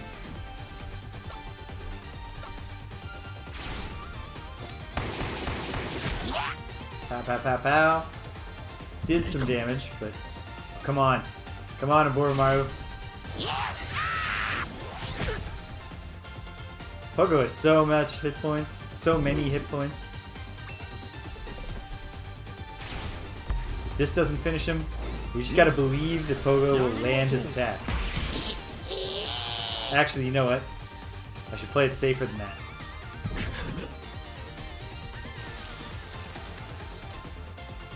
Nope. I said that out loud and then I didn't do it.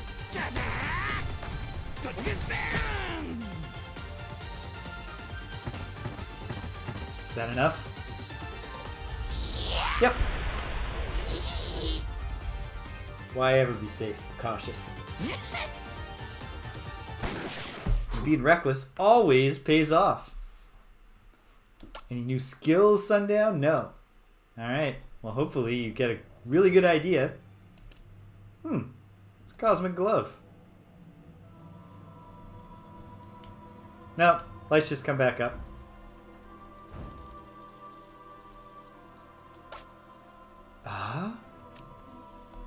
I don't know. Would a Cosmic Glove... No, I don't even think I want to do that. Glove of the Goddess is actually better, though. Have this unassuming glove, kid. Onward! Are we where we were? Have we warped? I don't know. I think we're where we were. So that's good. A length of magicked wood. In what way has this wood been magicked?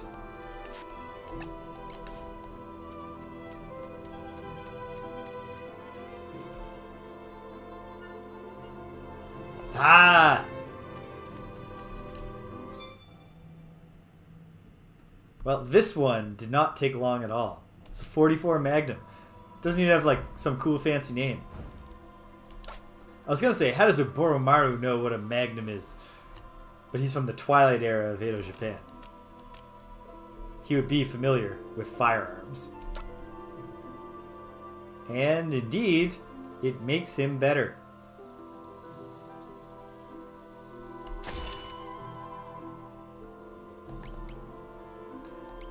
You know, I've never played those Jagged Alliance games. How are they? If you have any experience with them.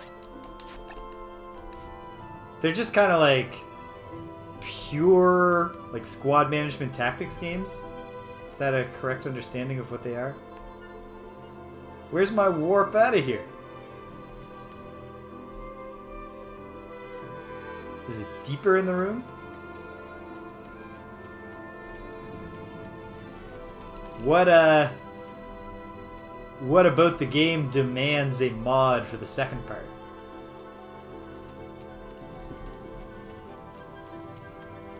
Ah! Tell me when you get back.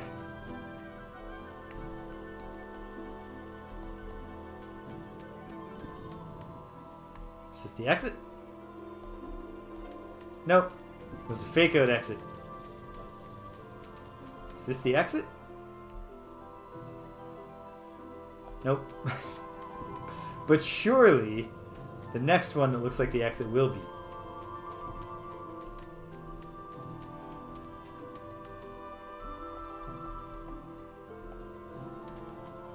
I resent how this trial didn't give me a... Oh, okay. Didn't give me a warp. Let me try leaving the gun room from a different door.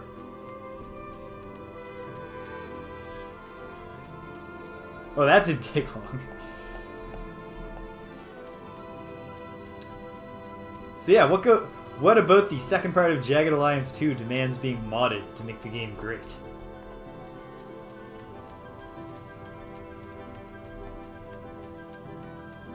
What's this now?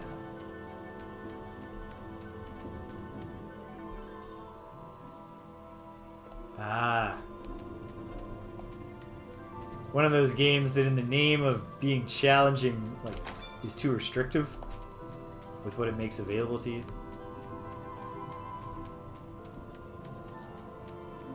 Oh, come on. Is this the way? What a cruel, cruel twist. For the trial dungeon to be so easily conquered, and then just be like, fine. I'm not giving you work, though. Okay. Let's try the...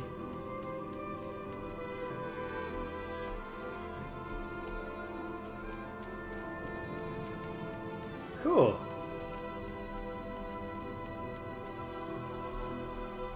Well, I don't know...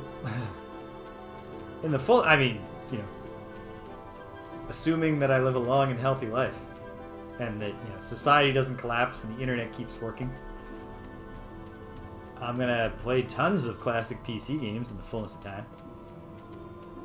So that could certainly include the Jagged Alliance games at some point, because they do sound cool from what little I've read about them.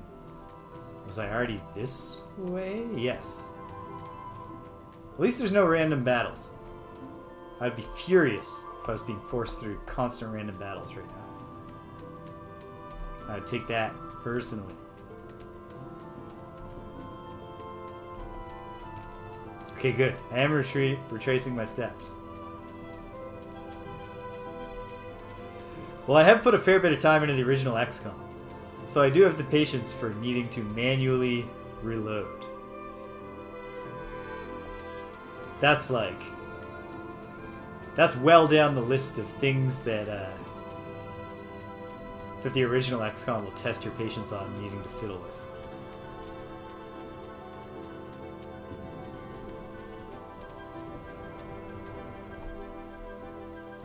The two most satisfying ways to beat an enemy are trap damage and passive damage. I once in a playthrough of Dark Souls 2, I was fighting the old Dragon Slayer, Ornstein, but we don't call him that for some reason. And I was playing as a spell fencer. Not at all an optimized build for Dark Souls, but I love doing it. You know, like a rapier in one hand and a spellcasting implement in the other. And even as I'm saying this, I'm remembering that the story doesn't actually end. I don't actually kill this old Dragon Slayer with passive damage, so it's ruining the story. it doesn't work for the purpose I brought it up. But I had a poison rapier. So, you know, get enough hits with the poison rapier, and your enemy is poisoned. They're taking steady passive damage. Wait, did that thing say it's immune? Not even just resistant, but immune? No, just resistant. Why did I see the word immune? Who knows?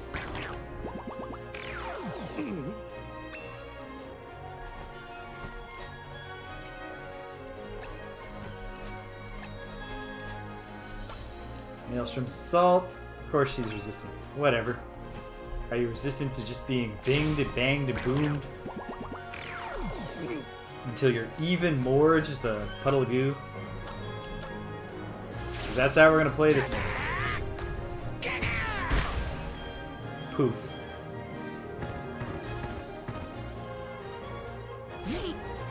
And I got him poisoned. But the fight wasn't going great for me, so I still get my sea legs. He's a pretty easy early boss. Ooh. Yeah, I know the general idea. It's like a mercenary tactics game. I had him poisoned, but I was also getting the shit kicked out of me in this fight. Alright, I think I am just going to bring this squad. We'll see how it goes. Perhaps I'll come to regret it. And hopefully, Sundown learns some really obvious sounding cool move on the way. Did you ever play Army Men? Because I certainly have some nice mortar memories from Army Men. And I'm out of Estus, so it's all going down. But I get Ornstein poisoned, and now I'm just trying to stay alive and hope the poison will get him. And it is like, it brings him... The poison helped here, because it is what got him into range for me to beat him. But his health is ticking away with poison. And then I come out of a roll, we're on opposite sides of the screen, and he goes immediately into his Lancer move at me. And I was like, I think the poison's got him there. So I was like, screw it, do a great soul arrow. So I hit the button for my spellcasting implement. Now I'm committed. Either I'm gonna he's gonna kill me, or somehow this works. And he's shooting across the room at me, like as though he were jousting on a horse that we can't see. And I shoot the soul arrow, and I hit him, and he died. It was so satisfying.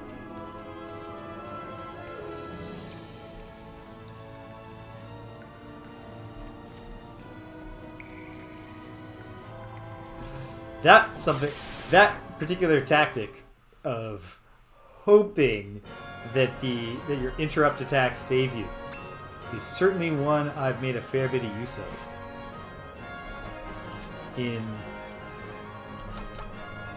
Damn Pistachio. We're getting new random enemy mobs, so that's fun.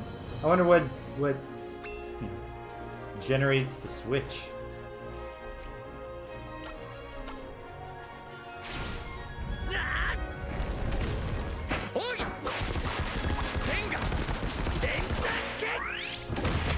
Yeah, in XCOM, I've had many situations where what I wind up trying to do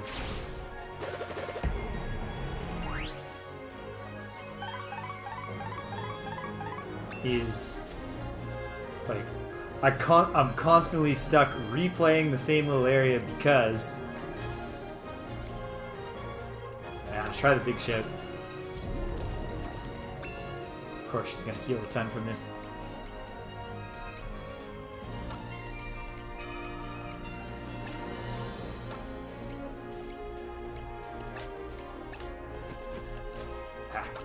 Hurricane. Perfect. Well, it might be perfect. Could also work out poorly.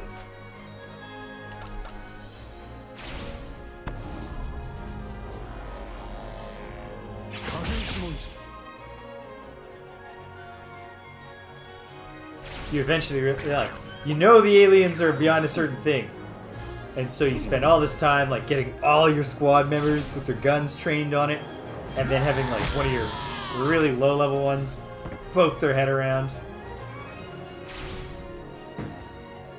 Oh, this is infuriating. Oh no, are they all gonna do this bullshit? We're gonna get slaughtered by this now.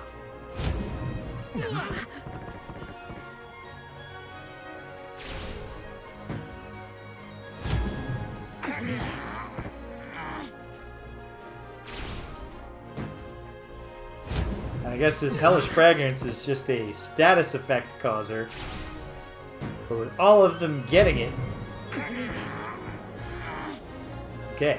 Well, what is definitely the case is that I'm probably going to lose this. And if I do lose this, I need a much different approach when I do it again.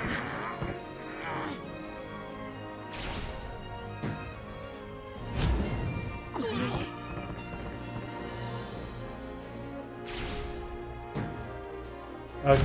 Please tell me that's the last one. Please tell me... Yeah, exactly. That's why I thought of XCOM. Just the experience of like lining up outside the UFO with your whole squad, and then having the one person who you can spare like, poke their head in the door and try to run back out to bait the aliens out. But even then, you're just praying that your stupid people will like actually aim well with the reactions, do enough damage. Okay. Here's the one thing working for us in this fight, is that it turns out there is no resistance to poison on the part of the allies of the Titan Blood. And so when she did that move, she recovers from the poison field, but they slowly die. So close to being a one-hit kill. Alright, this is it.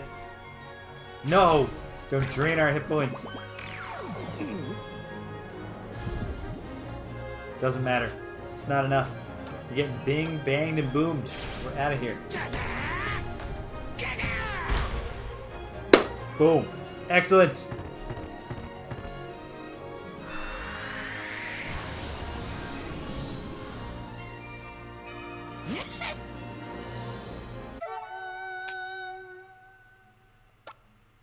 Okay. Sundown's almost leveled up again. And he is currently 17, which I suspect puts him pretty close to the point where we would expect him to learn his highest level move. So we'll just keep right on the path. And then I gotta remember to stop and like, I didn't equip that cosmic ring that the fish gave me yet. Gotta make all those decisions. But this is it. This is coming to a head. And I'm only 2 hours deep.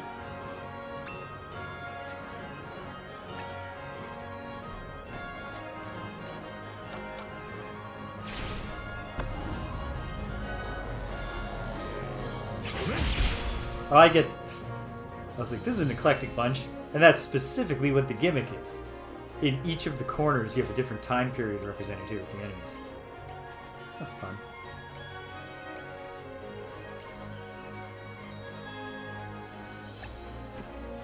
Well, they're resistant, and yet. I had a feeling. She's too powerful now. And this is one of those disjuncts between how armor actually works and gameplay mechanics. Plate mail is not resistant to hammers. In fact, the Warhammer's popularity as a battlefield weapon grew out of the proliferation of plate mail. In fact, it's difficult for a blade to penetrate plate mail. But it's quite possible for a hammer to just thump it in.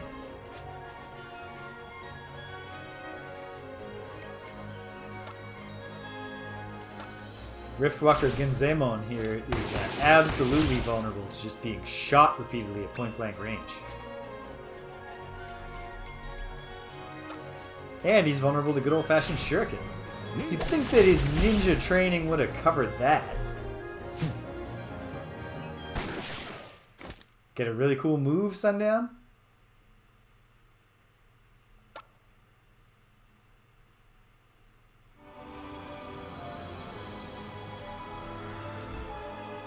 Yeah.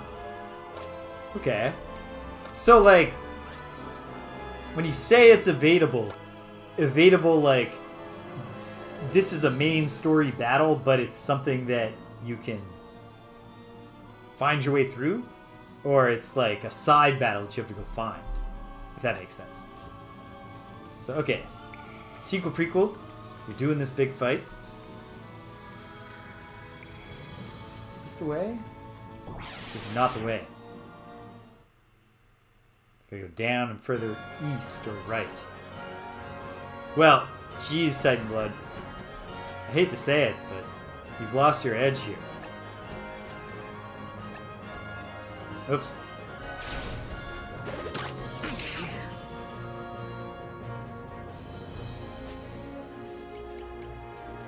It's a classic trade-off.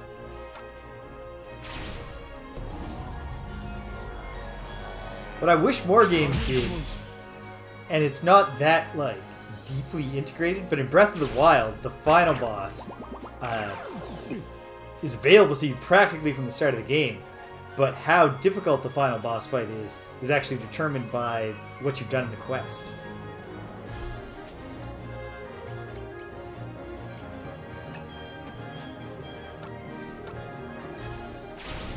It's a model I would like to see used more.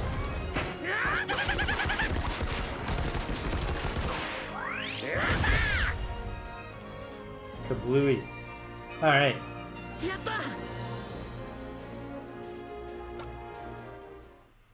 Well, Sundown's got a ways to his next move, so.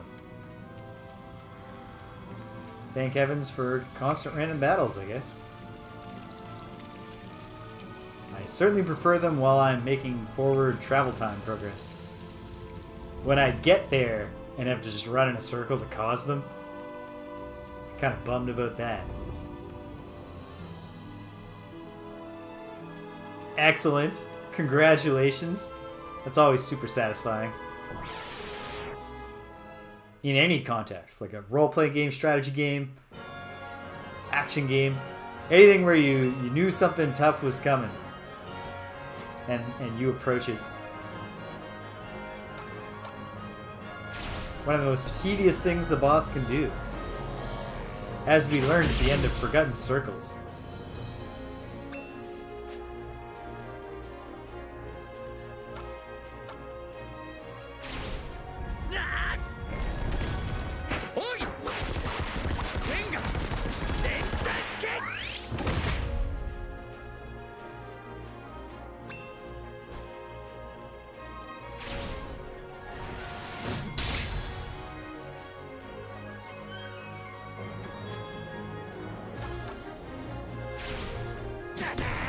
Resist this. Thump, thump, thump, thump, thump, thump, thump, thump, boom.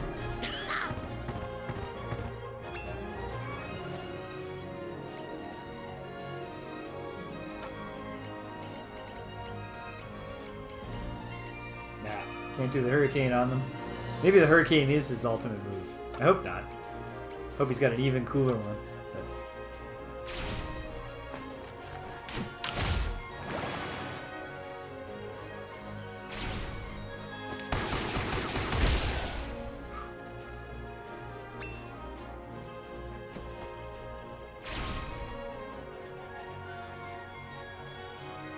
Oh, jeez.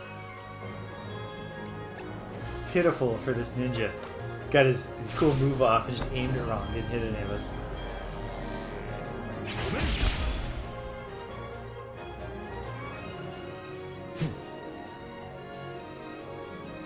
What would take the boom part to the next level for you, British?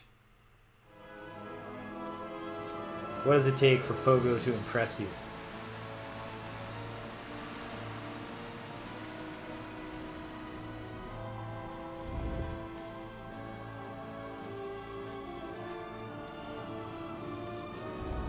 Yeah.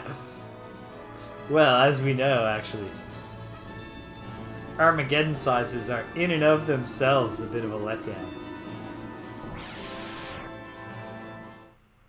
Oh, that's one of the great weapons in any genre of video games, Timpinsky. I most recently played Doom 2 at the very start of the pandemic. And absolutely, there's nothing I would rather be equipped with than the double-barreled shotgun in that particular game. There are other good games with good shotguns, but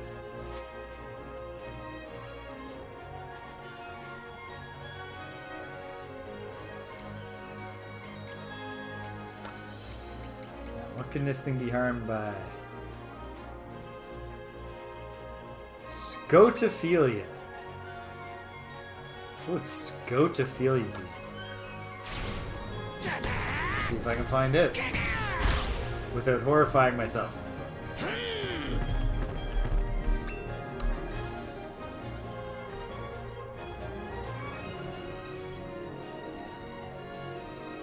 It says here, according to Wiktionary, scotophilia. Oh, no, okay. A preference for the night? There's also a claim that it's actually scotophilia, the love of the Scottish people.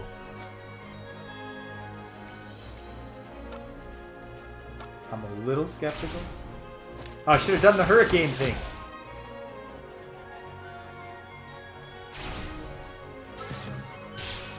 But the night one clearly fits this character better. I saw the Scottish one first.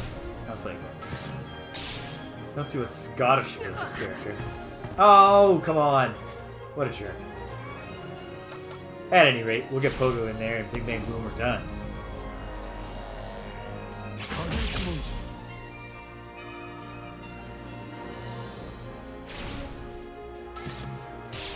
Knock it off with this shit. Okay.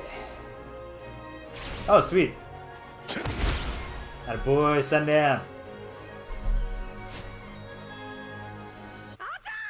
Sundown leveled up. Could this be it? No. Maybe the Hurricane is just his super attack. Probably not, though. It just doesn't seem like a super attack would be like an area of effect multi-shot thing. What if it is?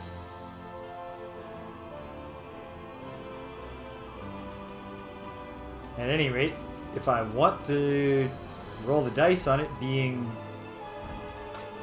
coming at, what level is he now? 19. It certainly does feel like level 20 could be the one. Goes against everything I like to do when I'm playing a video game. But let's grind. Can we grind in this room?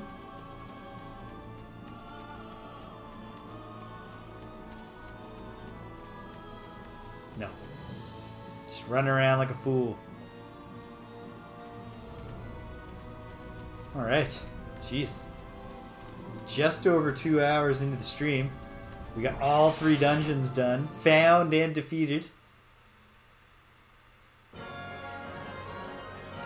The game itself, in the person of a giant fish, affirmed the wisdom and the courage involved in just frigging around to figure it out. No strategy guide to save you.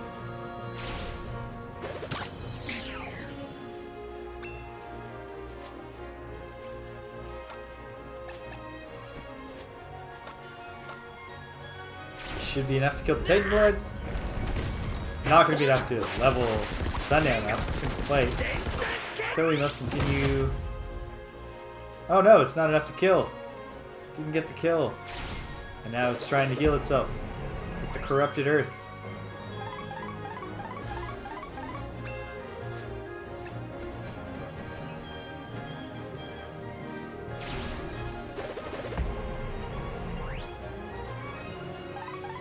Yeah, sure. Do your tiny little bit of healing. Enhance your stats. None of it's gonna matter. Okay, fine. Well done, Titan Blood. Well played.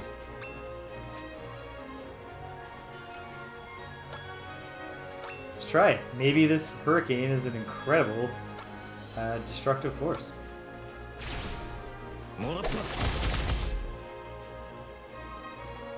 Certainly better than those shurikens. Alright, fine. Take your full health back. Hate you. What if you just do good this time? Oh, Griffin Heart. Blue. Nope. It's not the way he wants to play this. What were we just saying about the most annoying enemy thing being constant health regeneration, prolonging fights?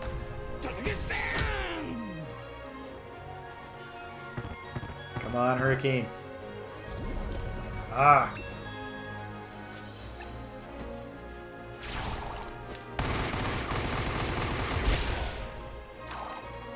Okay, Hurricane's his ultimate move. We don't need to carry on the pretense that we're going to get something at level 20.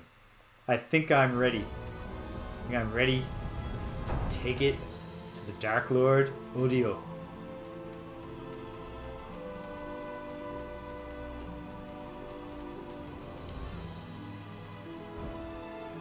Alright.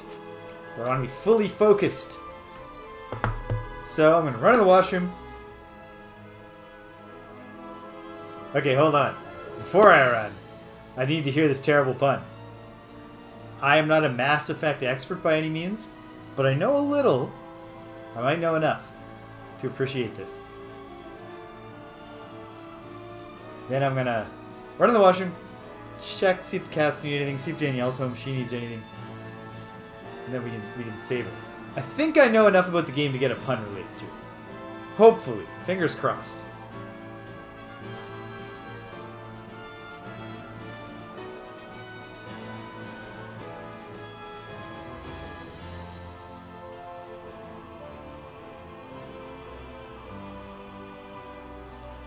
Why? Why do you never see the Normandy crew play cards?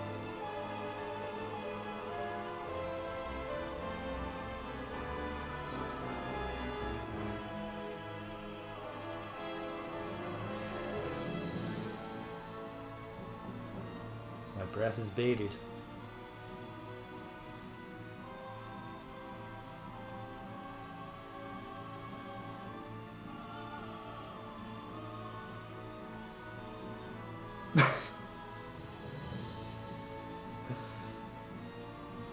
Oh my. I think I get that. I'm pretty sure I get that. And oh my goodness. Alright. Brutal. Alright. Good stuff. Be right back. Alright, this is it. I'm pushing to the end.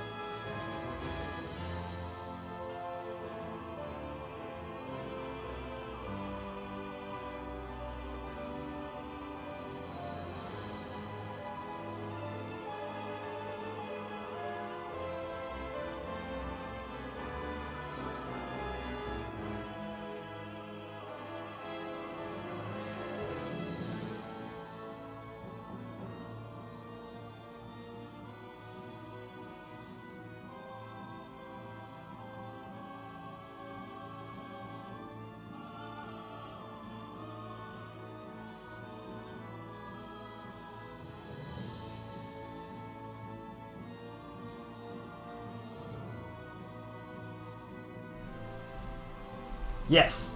Yep. I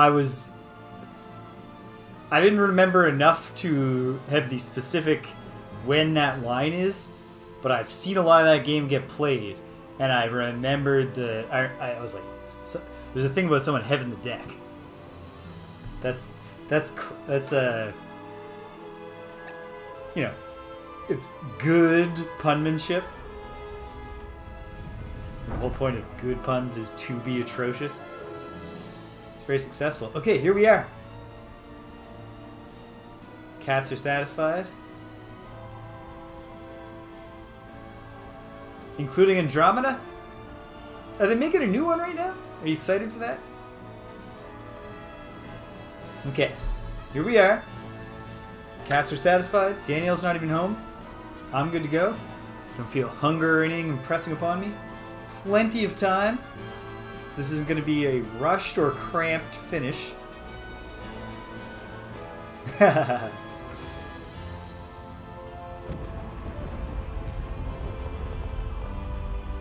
Well, they're never long-term satisfied, British.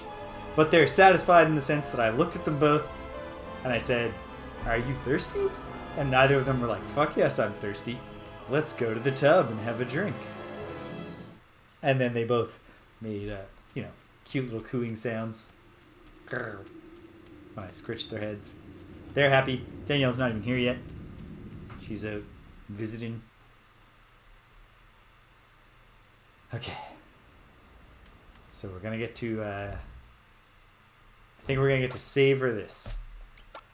Unlike, I had to rush the conclusion of Orsted's Tale, and then I almost wound up rushing the not perfect ending until I realized.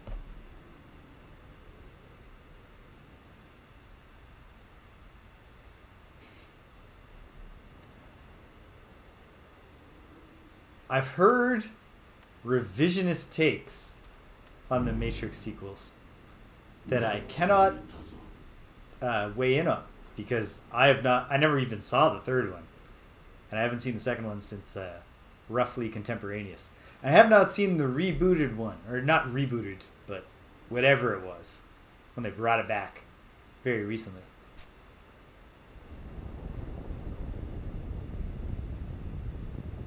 I am inclined to bet that I would like the second one more than I remembered liking it, simply because I'm good at finding the positives in things and appreciating things that try, even if they maybe get a little off. I heard both good things and bad things, and because of a lot of things surrounding the Wachowskis and the production of that film, and the certain fan bases that have latched on, particularly I'm thinking of the kind of people who use red pill to describe, when they became like people with terrible politics. It was tough to tell how much was people being like, we should say this is good so that we're not aligning ourselves with those shitbags, or people saying, this is bad because of a whole bunch of stupid things I'm resentful of that have literally nothing to do with the content of the film.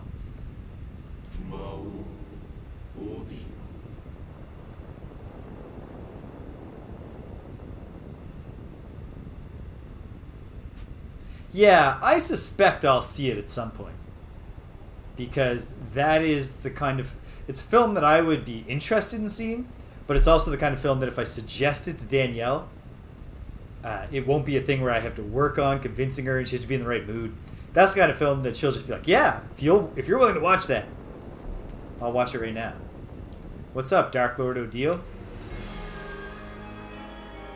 Oh, I never equipped that cosmic coin or cosmic ring. Well, maybe I'll learn that I never needed it. The real cosmic ring was the friends we made along the way.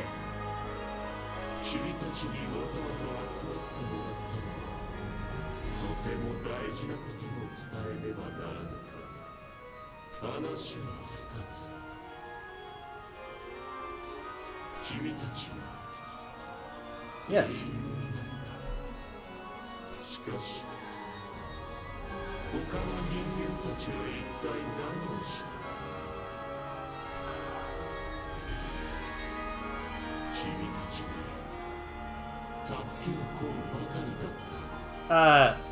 I think Sundown would have to object. Sundown would object to this, because Sundown absolutely recruited the helpless and the weak. That's his whole story. is actually helping them band together. Pogo's girl was not a mere damsel in distress either, I don't think. If I'm remembering correctly, she was a controllable character by the end of that. The Earthen Heart Master's whole story is raising himself up from weakness. You're talking to the wrong crowd, buddy.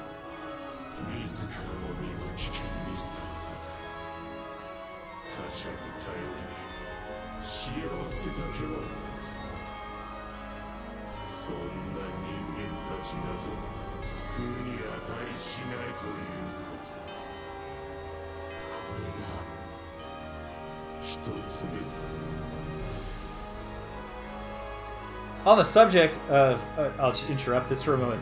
On the topic of politics and controversy specifically surrounding the Matrix films, when somewhat recently one or both of the Wachowskis said, part of what we were doing with the Matrix is telling an allegory about the experience of coming out as transgender and recognizing that you're transgender, being transgender before being recognizing it and coming out.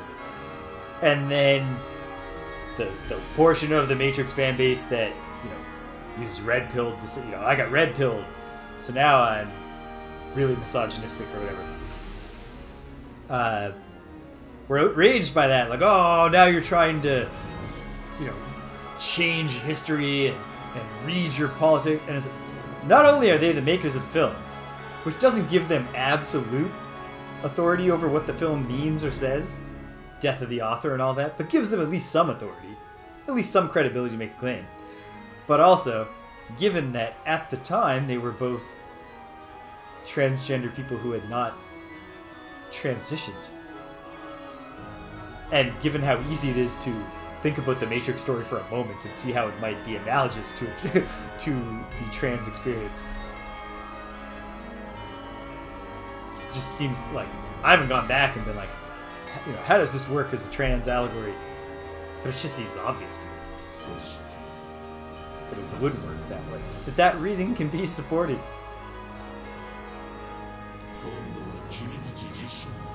Yes, the paths we've walked. For what? Well, down the line here, I, Oboromaru, the main guy, I walked my path to build a better future for my country. Kid here, the Earthen Heart Master, he walked a path for revenge, ultimately, but also justice. Kid, like the kid, the guy who calls himself the kid, he's clearly a grown man. He did his path to just, I mean, it's tough to really know. His ways are a little mysterious to us all. And Pogo did it to get laid.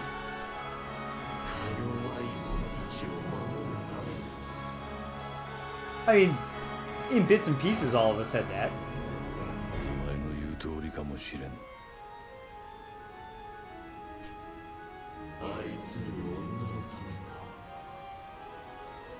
Ah, this is actually... The dialogue is written to account for their stories.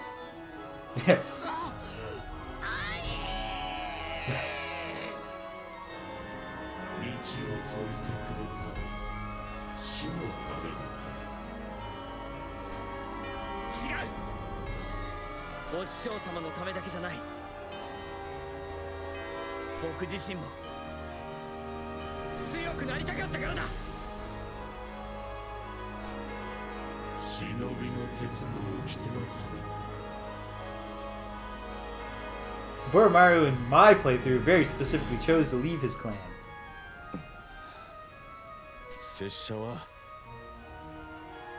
Although it was why he embarked on the journey, but at the end he made a decision that the larger clan of his entire country was more important. The whole population.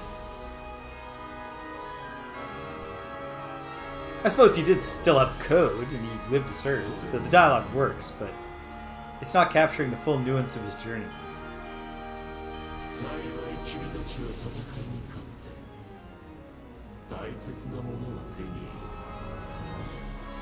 And you didn't get your promised prize, and that is sympathetic, but not you get to kill everybody and be the Dark Lord sympathetic.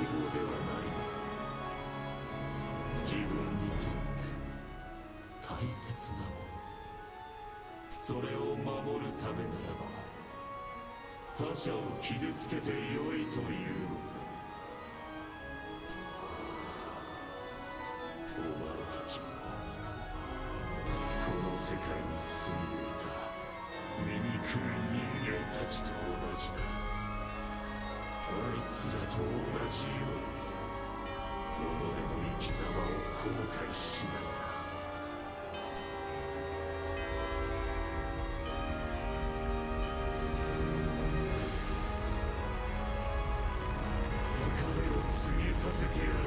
It's a great camera move there. You push in, tilt up.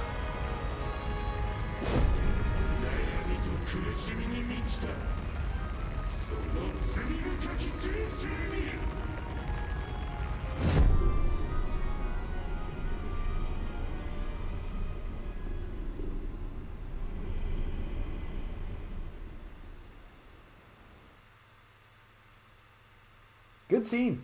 Good scene the second time. Was a good scene the first time.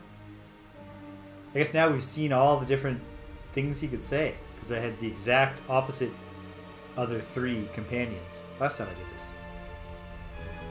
Alright, time to find out if this team is well suited to fighting this fight. Gotta remember to be generous with the healing when it is needed.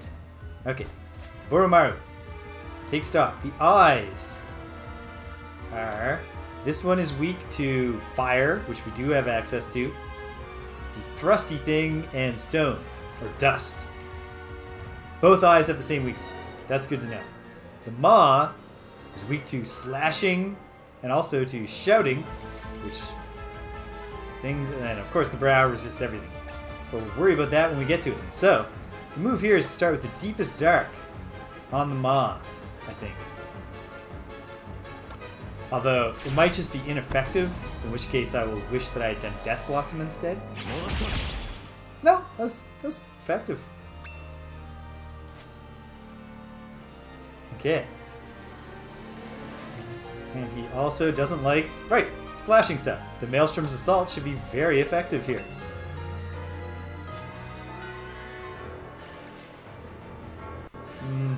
That's a low damage move. The only weakness move he has against him, but the Bing Bang Boom. Nobody's strong against Bing Bang Boom.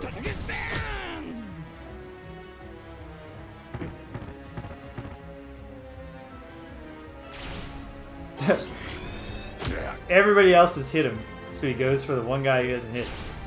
He gets himself shot for his trouble. Alright, Sundown's gonna take a step back and heal himself. Oh no, the kid hasn't even attacked yet. Okay. Red Bean Bun. Sure. It's the only one I have. But we have lots of items. I'm confident we've got everything we need to win this. Oh, I wish that had healed him more. Okay, do not interrupt the kid. Great. Not the... No interrupt, no interrupt. Brilliant. Things aren't going well for these both. Alright. Take it home, Oboromaru.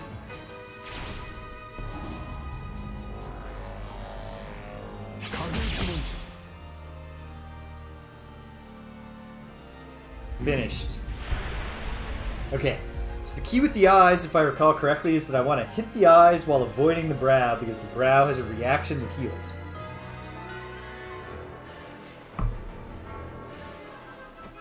Well, Bing Bang Boom will cover that. What else, though? What about the Burn Spark? Let's try the Burn Spark before we retreat to the comfort and familiarity of the Bing Bang Boom.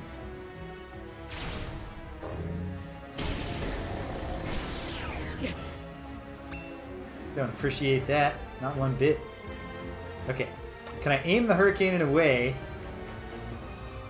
that it... No. Doesn't look like I'm going to be able to aim the hurricane to not hit the brow right now. So maybe don't break that one out just yet.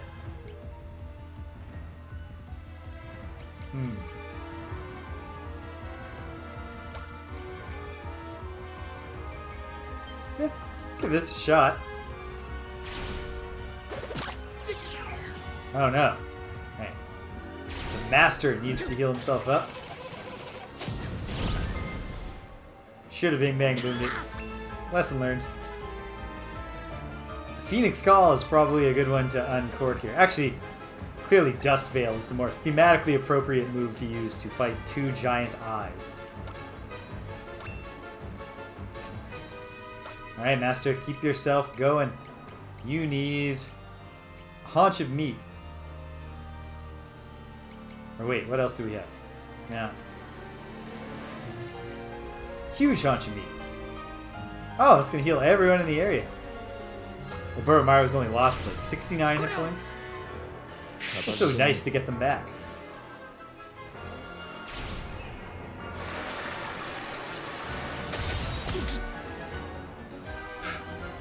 A big hit on Pogo, but what does it matter to Pogo?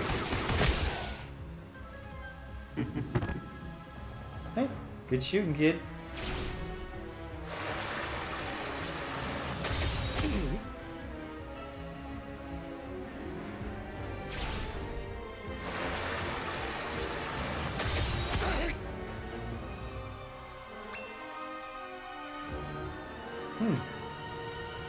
What?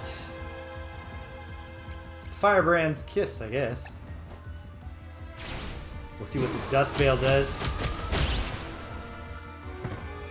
That was not nothing, especially because it reduced their accuracy. I don't like that they're getting a counter off. But I like that it did nothing. See, you know, you take the good, you take the bad.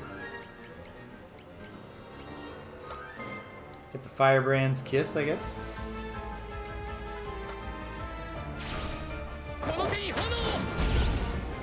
Oh, that's quite effective, especially with no charge time.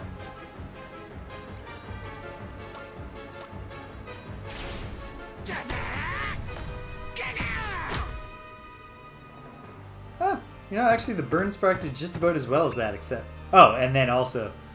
Okay, fortunately, the kid's here to bust out a huge haunch of meat, because I believe... Is that...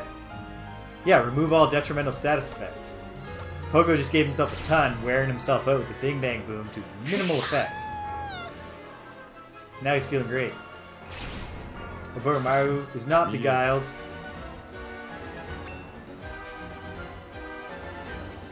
Alright. Phoenix Call. Firebrand's Kiss.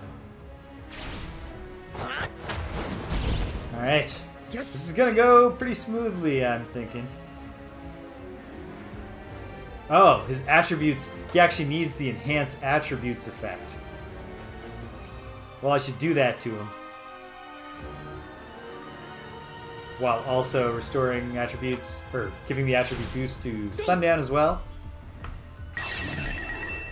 And do the pluses just literally go alongside? They don't even cancel the minuses. Hopefully they reduce them. No, don't shoot Pogo. Oh, they're all resistant to wind. And yet, it was such a powerful effect. I know I said don't hit the brow, but maybe... Let's take a chance. What if this is just so effective? That could happen. What if it takes out both eyes? That'd be cool. If both eyes are even still here.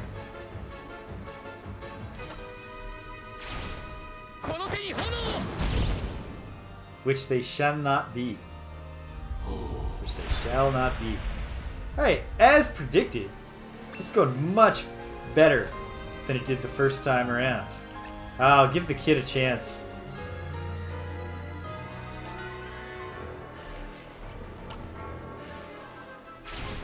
I'm not gonna let the kid get Hurricane off. Or alternately let... Well, we'll see. Yeah, the kid's gonna get it just before Boromaru. No, not even. Well, it'll be the opening shot at the... when the brow opens itself up and becomes the final form of Odio. Odio. Oh, Dios mío. And then we just gotta do the boss rush, and every single one of our characters is fully beefed out. Hey, wait a minute. That's not an eyebrow at all. Something much more fearsome. A scary angel. How much does the scary angel like being shot? Not much. Does he like being... the purity of Odio. Well, how does he... There's nothing purer as far as an attack goes, is the Bing Bang. That is the concept of attacking boiled down to its purest essence. Nothing fancy or elegant about it. If Masaru and Pogo were in the party at the same time, Masaru would be like, what the hell is going on here?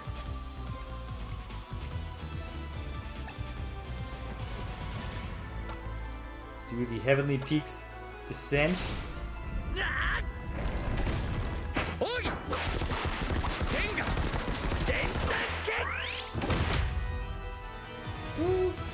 Not as devastating as I might have hoped it would be. Hit him with the Death Blossom. Pogo took a giant hit and is also doing great. Oh. I'm wasting time here. Saint Alethea. Why would a saint... Oh, I see. She's not a saint at all. And that's an awesome move. I'll give you that, Purity of Odio. That was a really cool attack.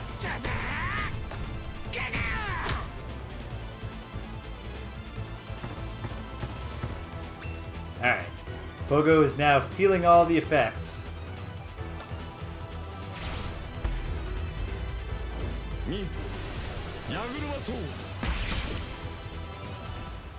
That wasn't what I hoped it would be. I should try Deepest Dark next time. Is this gonna take the Boromaru down? No, but it is gonna put him in a rough spot. Fortunately, we have a plan for that. Big ol' haunch of meat. Okay. Pogo, you gotta do something about your attributes. What else do I have that enhances attributes?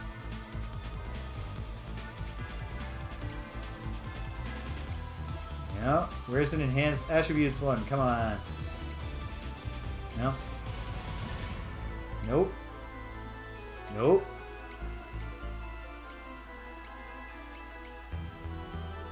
Enhance all attributes. Drink the Teaki. Pogo.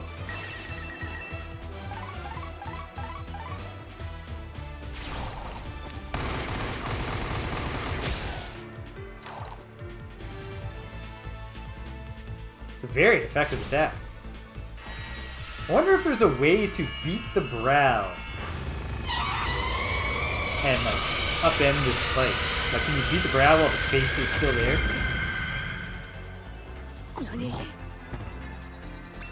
Oh no. Has the master been petrified? Because that's not ideal if true.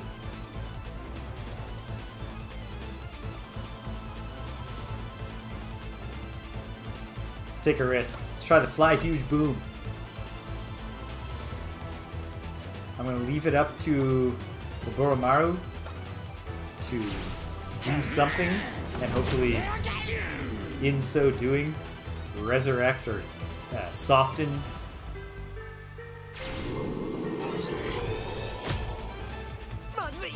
Okay.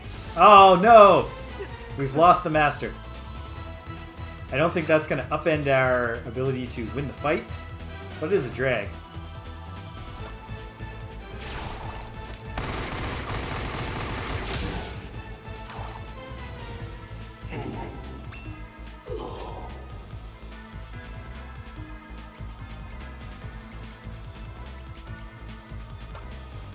Can we end this with Shuriken Barrage before he even gets to do his Hulk up? No.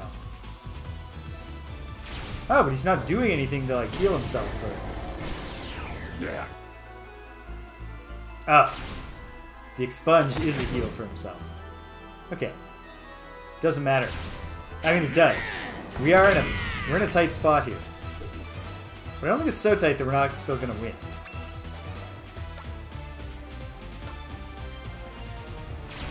Especially if this doesn't kill a Boromari. And it hasn't yet. He's at full health.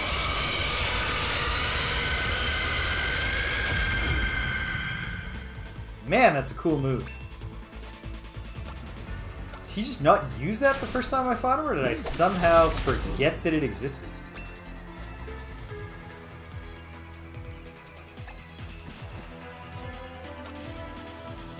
Go for it.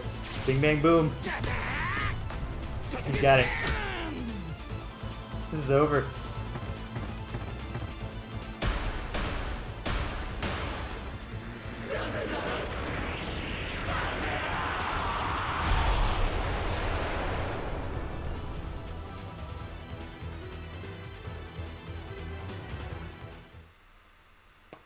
Beautiful. Infinite time for all intents and purposes. We're gonna get to enjoy this. Even if I screw up the boss rush several times. We're gonna get to enjoy this.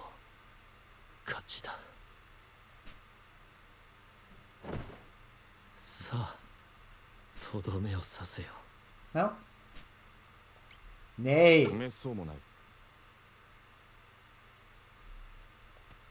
We don't respect you enough, Orsted.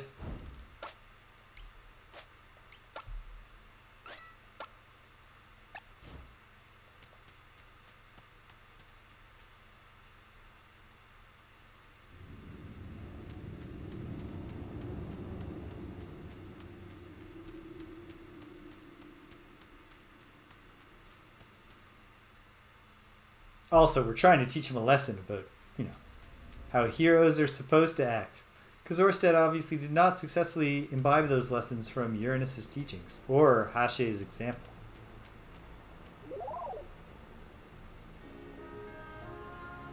Here comes the rest of the crew.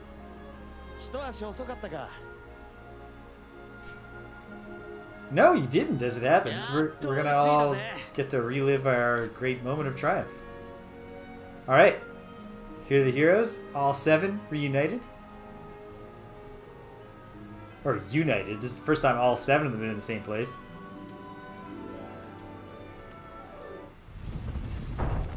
We get to talk to them, we get sealed in.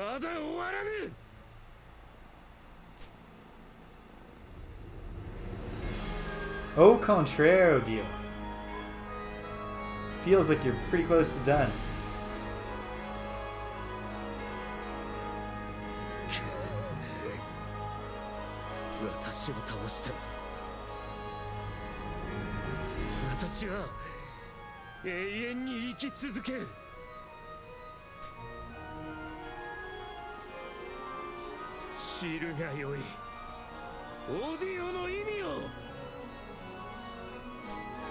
We've already looked on those faces.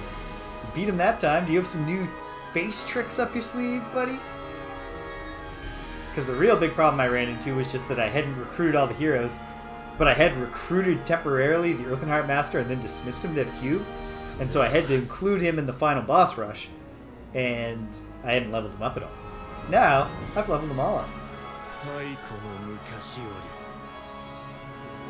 Yep.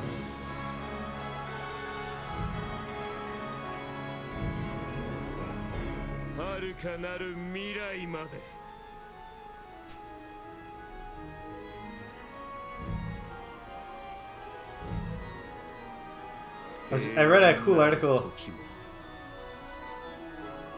about artificial intelligence, but really about language learning models, which are not at all the same thing, like ChatGPT or Bing AI, whatever. Sylvia, although don't tell her that I know her name, is, it's not thinking, it's not artificial intelligence, it's just good at predict it.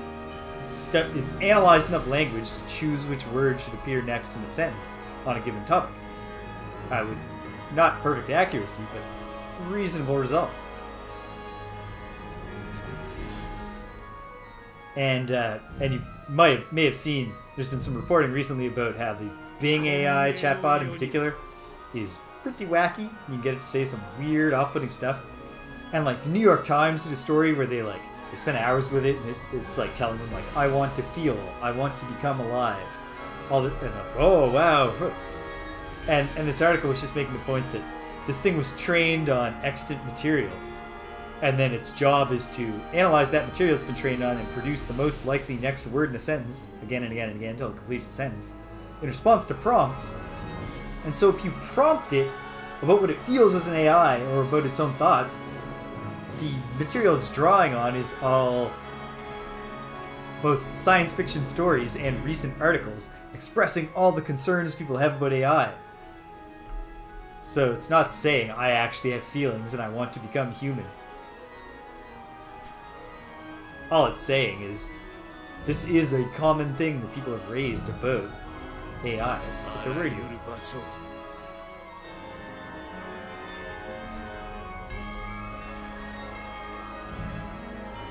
And this guy was a monstrous man-at-arms. Like, his colossal Gatling gun, the fact that he was like 8 to 10 times the size of an ordinary human being for some reason.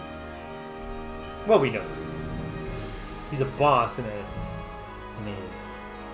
mid-90s Squaresoft JRPG.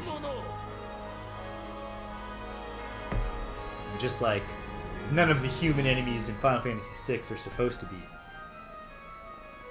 10 times the size of our heroes.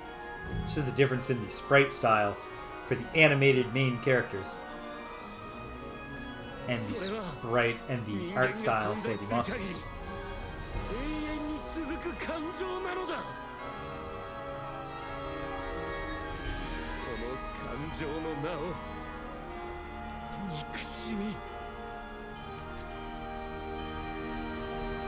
I'm not gonna go back and do it. But when we finish this, I gotta look up what happens if you say, yeah, I'll kill you. Do you actually just kill him and not experience this part? Or just, is it a Morton fork? Morton's fork.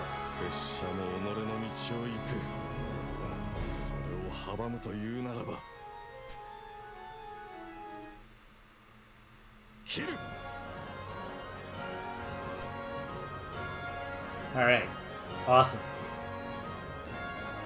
This is gonna be this is already much more fun when I'm not like, oh god, I gotta finish up. When you can just enjoy it.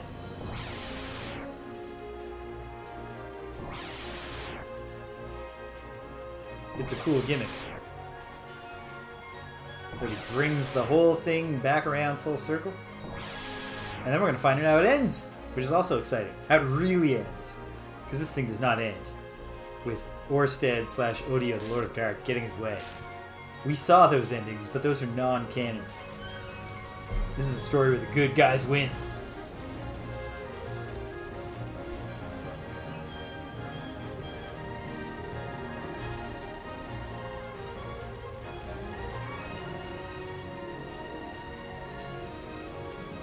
You say that, evil artificial intelligence, but nothing you did seemed like that. Then again, perhaps he was trained off of models of artificial intelligence that included having to watch 2001: A Space Odyssey.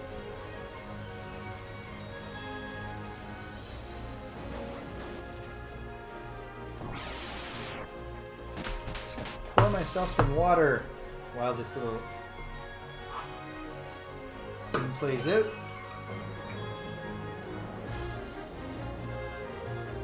V, child, V.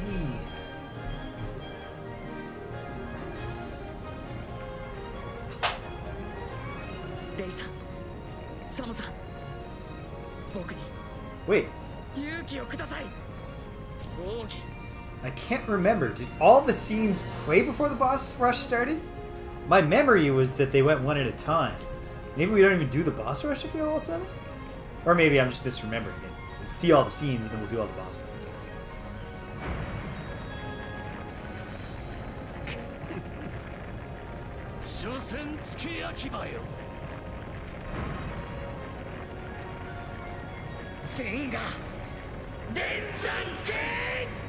Heavenly Peak's Descent, baby. From Yun Lu.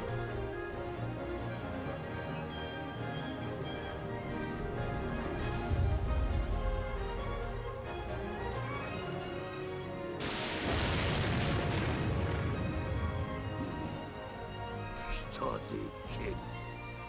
今こそこの大インコ像に我らをお救いになるためオデオ様がお売りになるで蹴る。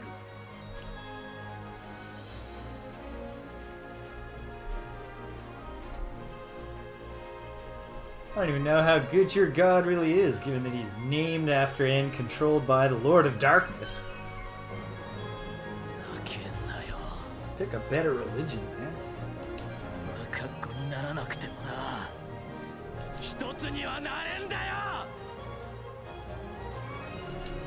Hell yeah. Triumphant battle cry.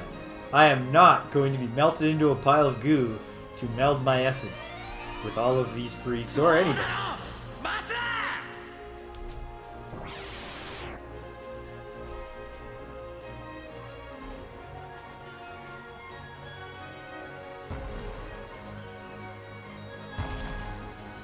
Yeah, the girl was a playable character by the end of Pogo's story.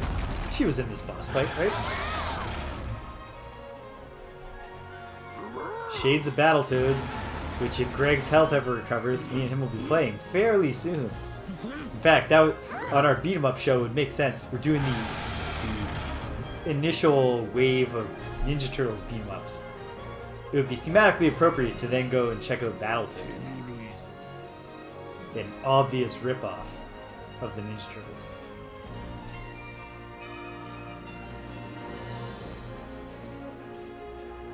Oh, will it be our undoing? Because we technically just showed Odio mercy, and I think we're going to beat him anyway.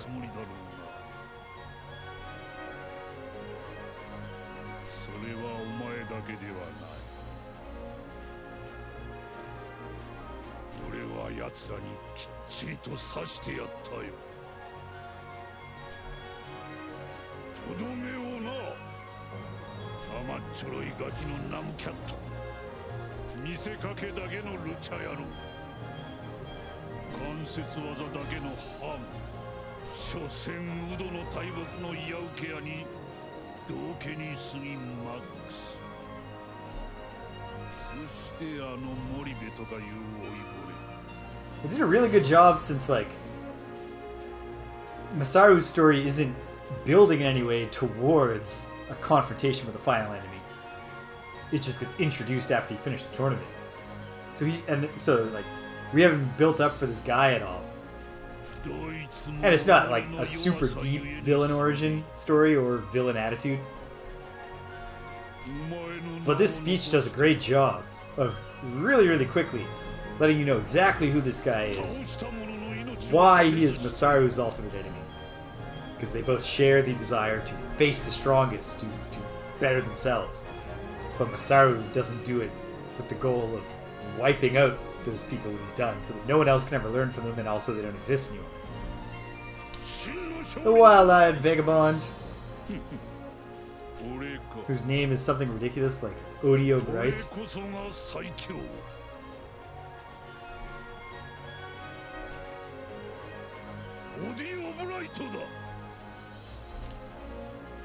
But like, man, that speech is pretty much the whole character, and like, we also have not heard from Masaru in the story yet, but this sets up perfectly. We know who they both are now. We know why they are the ultimate foes. We're emotionally invested in kicking this guy's ass because we enjoyed seeing those colorful characters, and now they're all dead. This is supposed to be Street Fighter, man, not Mortal Kombat.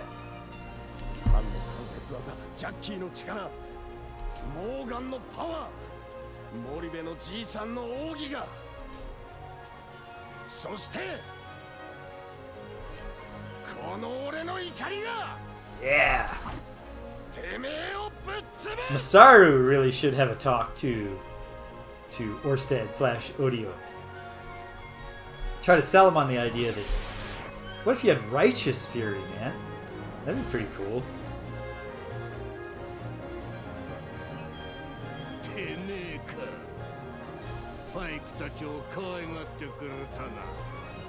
Oh yeah, I see how they fit the villain's name into this guy's name.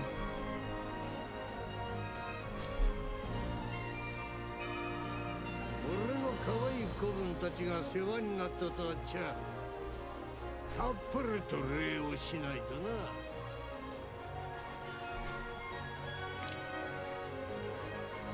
受け取ってくれ。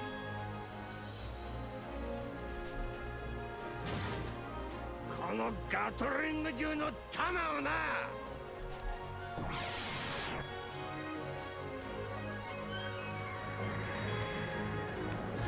来たか。ここだ。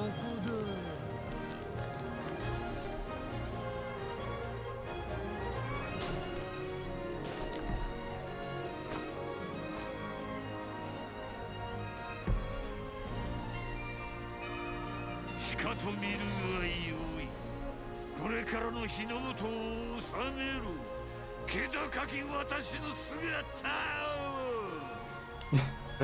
I love how the noble visage of he who will rule Japan forevermore is a horrifying frog monster.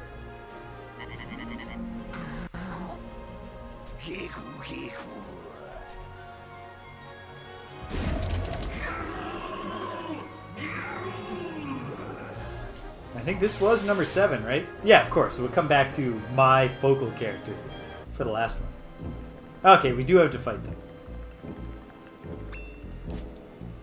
So it's important that we win, and we shall. That's the plan anyway. Just spam our most powerful attacks, make sure we don't get killed. No interrupt, no interruption. Pitiful.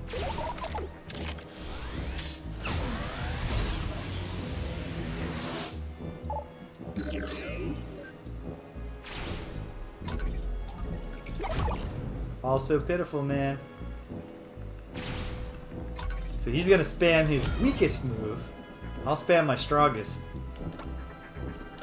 And we'll see who that turns out to work out the best for.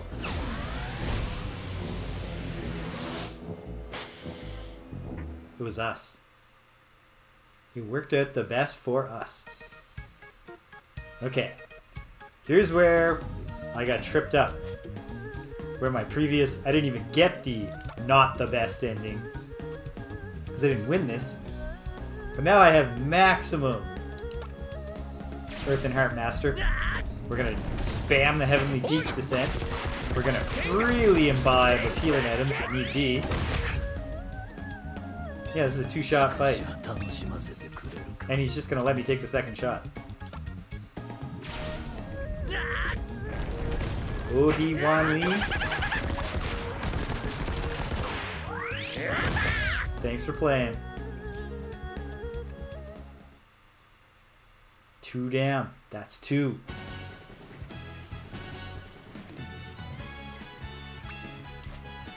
This is a weird one because we're not benefiting in any real way from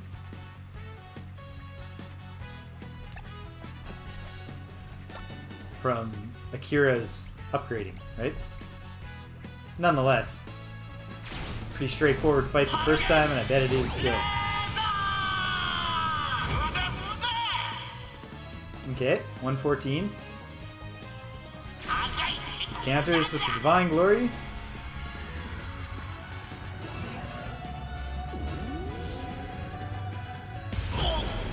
$100.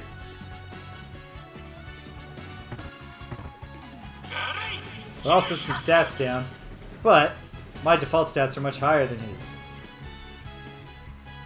Let's try the Babylon Stomp.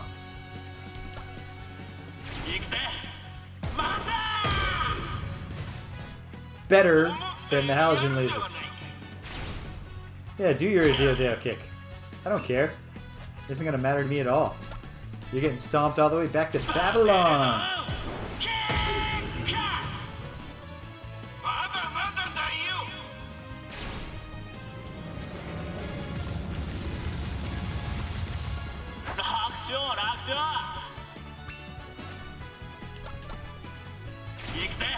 Bye-bye, Inko. Stomped. It's 3.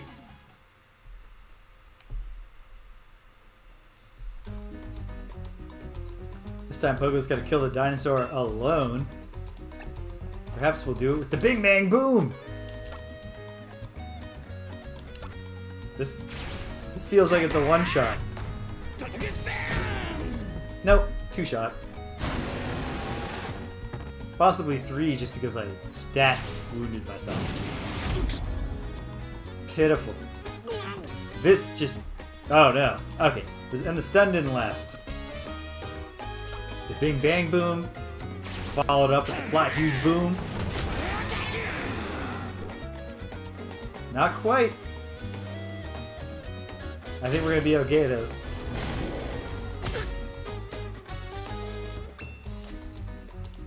One more time. Once more with feeling. Fly huge boom! Aye!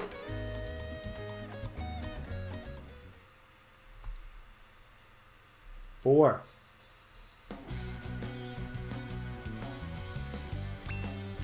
Oh, Masaru got a cool...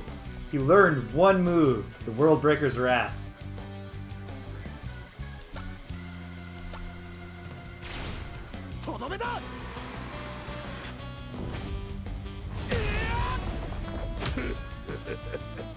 Not bad.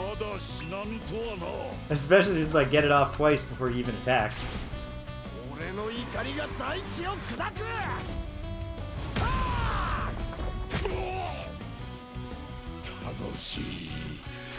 Diving DDO.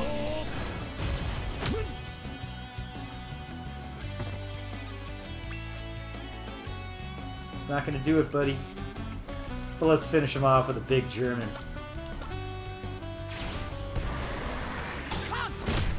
With the go behind.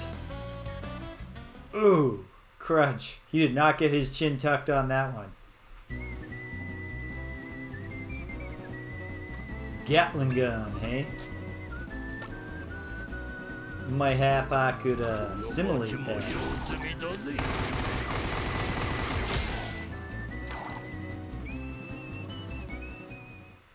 Reckon I might just. And that's 6. We're back to the kid. Uboromaru shall unleash the Death Blossom. Oh, you resist the Death Blossom? I'm skeptical that you really do, though.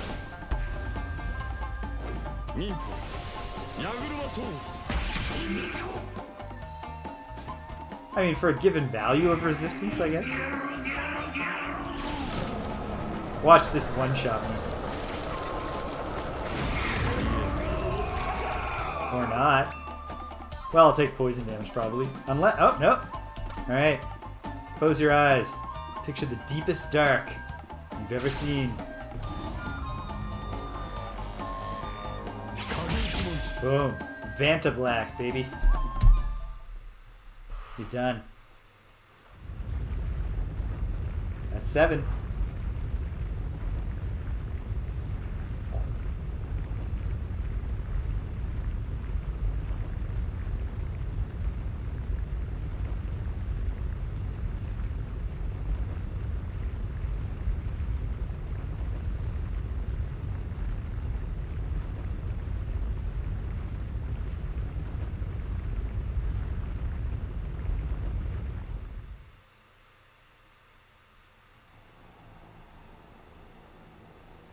So, now that your statues are all ruined,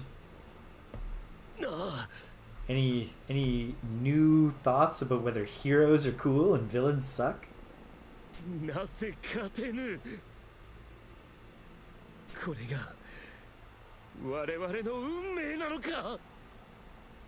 picked the wrong team. This is what Uranus was trying to tell you all along.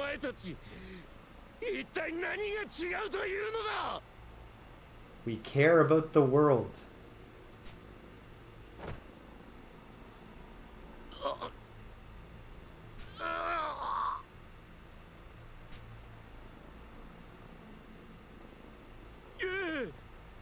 Some of us do. 3 of our heroes are from the time period where nuclear weapons exist.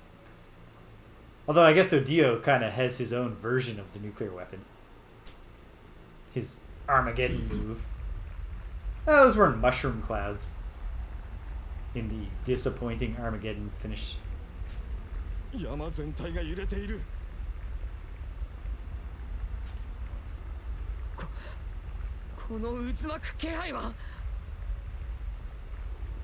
This kid would know. He's got the earthen heart. どす黒い念が集まってやがる。まだ終わらねえってのか。気を抜くな。 Are we getting one more boss fight? No, because all 7 of them are here. How'd that even work? Maybe it will. Yep, alright. Do we just get the 4 that I had before, or do I get all 7? Or is this not a real boss fight?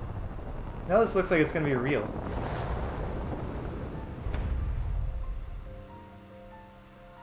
Okay. I just got the 4 that I brought to the dance. Well, obviously his claws are destructible, so we'll kill them first. The arms... Oh, bummer. Masar... Oh, they have different weaknesses. So this one's weak to nuclear, or molecular attacks, or whatever. This one's weak to rope attacks.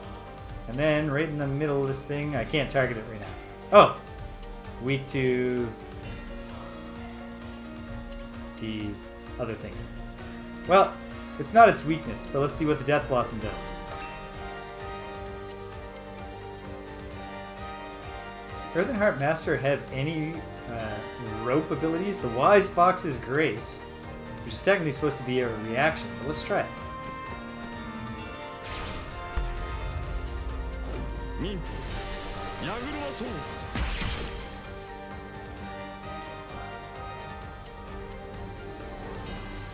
Us all being really exceptionally powerful should be really helpful.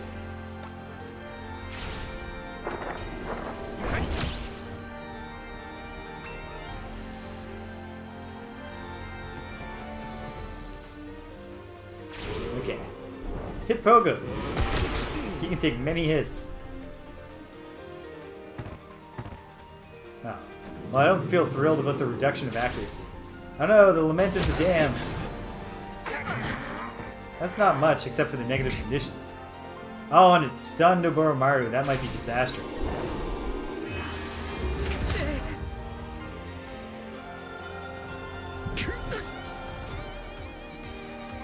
Well.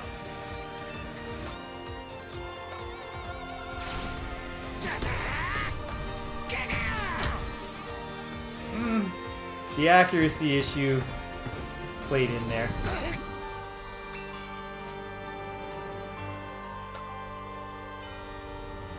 Good. We hit them all with this hurricane move. Pogo gets another turn, which he hopefully does. He's got to run back, heal himself and Oboromaru. And likewise... Oh, Earthen Heart Master is stuck. Oh, we have some crazy thing, don't we? Heals everybody everywhere. If we use the... Great. Perfect. Get the detrimental status effects off everybody by consuming an equipable item that I did not equip and is not doing much to it. Not much with the healing, but incredible.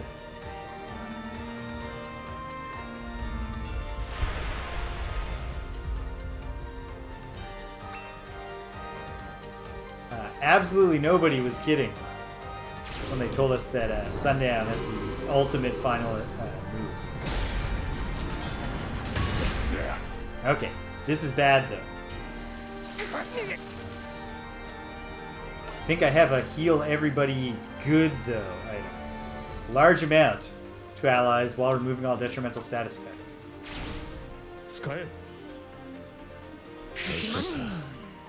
Perfect.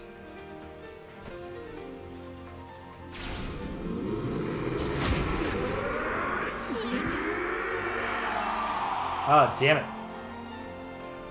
Okay. Obviously, the kid's gotta be hurricaning again. So, Oboromaru is going to use another one of these, See? See? The Izanagi scrolls are incredible. I never succumbed to the temptation to use them, and now we can use them freely. Get the petrification off Pogo. Look at that. Outrageous.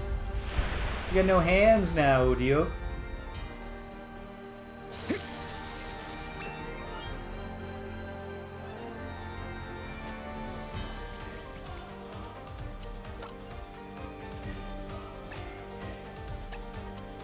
Yeah, I love that the ultimate weapon also for him is not any kind of special gun.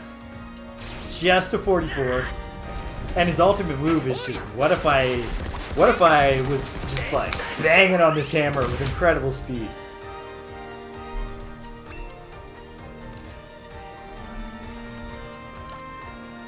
Shuriken Barrage. We're not even going to use his weakness against him. We're going to overcome him with astonishing power.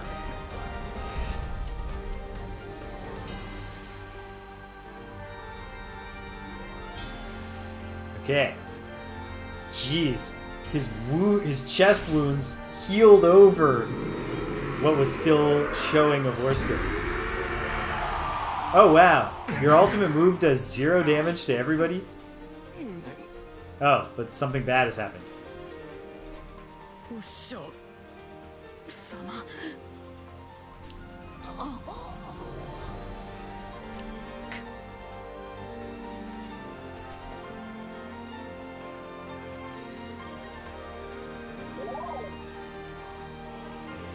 The others join the fray.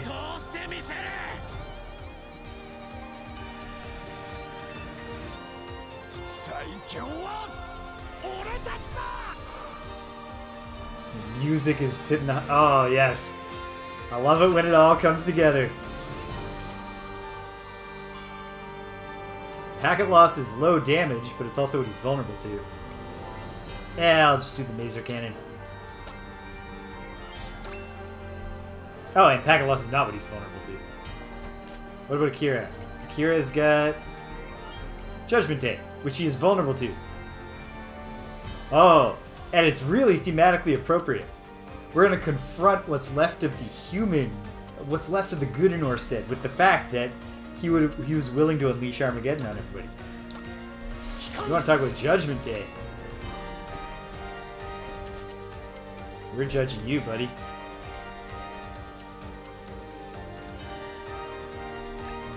Meanwhile, Masaru. What's he supposed to do? Actually, no. Do the World Breaker's Wrath. I like the idea of a flying knee strike here, but... I don't like your odds, Odio.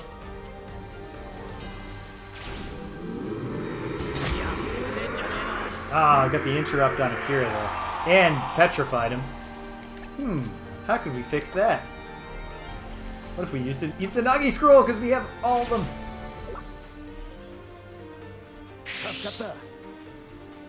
Taking no risks.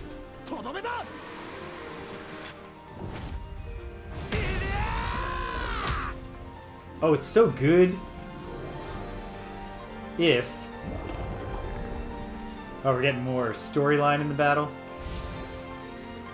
Oh, the best kind. Never mind. This is the most appropriate way for this to finish off. I was gonna say getting Akira to launch the Judgment Day and having that be the one that does it. But obviously it's actually all 7 of them just lining up and taking turns until it's done.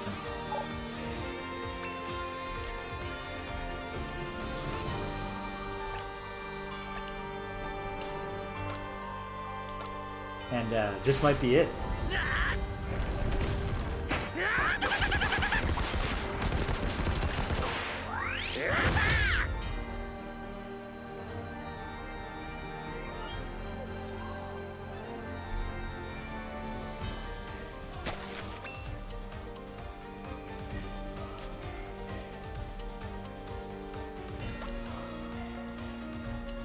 Oh look, we're chopping Orsted out. We're gonna dig him out. I think this is gonna end with us bringing him back to the light. Or we're just cutting him out to kill him.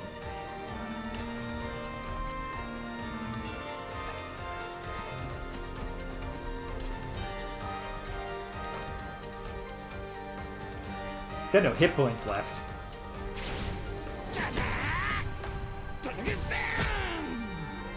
Oh.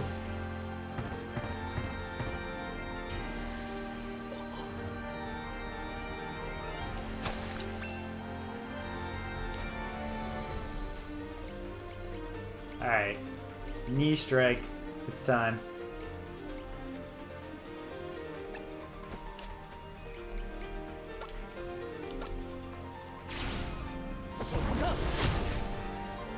That was much. Still. This'll be much. Step off the thing that's hurting you, Sundown. Yeah, it's an extraction. This is open heart surgery.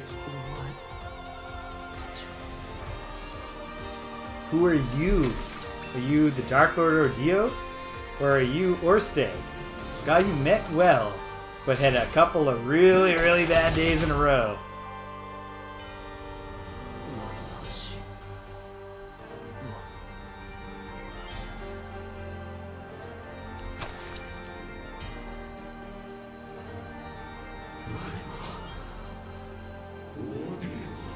No, no, it starts with an O. Oh, if nothing else, my friend, the hate is gonna die. Your rage is going to yield.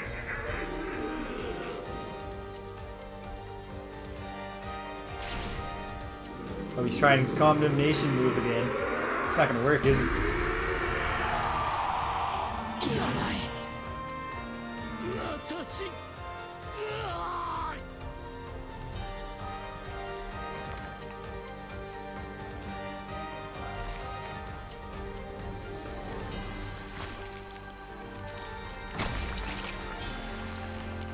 Broke himself free at the end.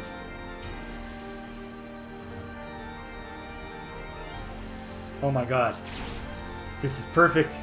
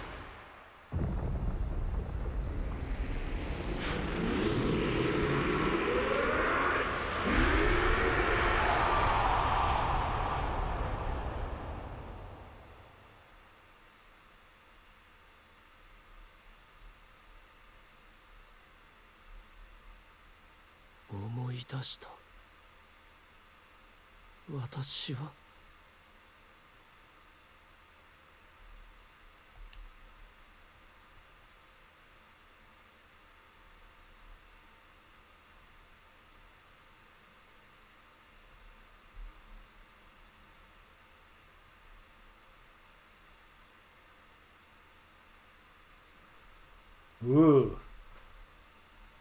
Different angle.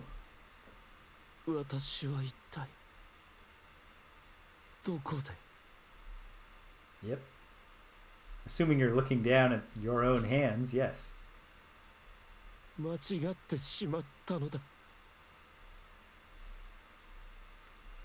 Callback before the fight when he was saying all the good you did and for what? But now he sees.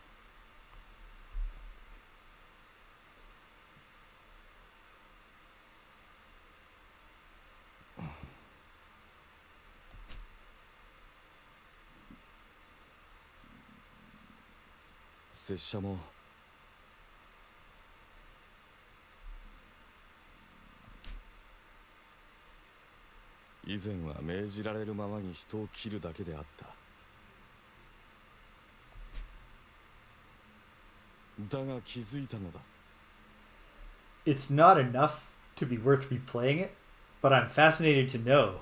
I would love to see what each character says in this spot. Perhaps we'll look that up. 闇雲に人を切ってはならぬこと。力では世は変わらぬことに。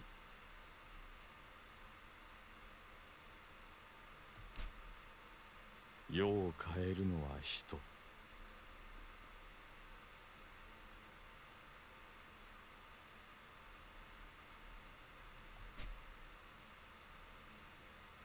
そして人を信じる力だと教えられた。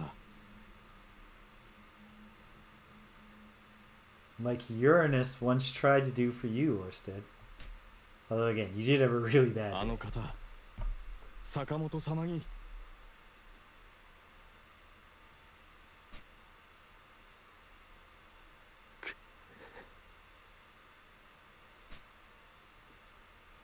Oh my god. 力では More than anything, I want to know what Pogo is. What does Pogo do? 世は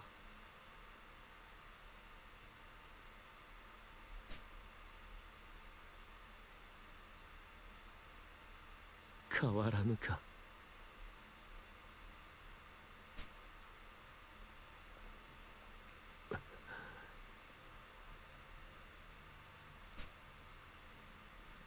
人を Hey, Astra.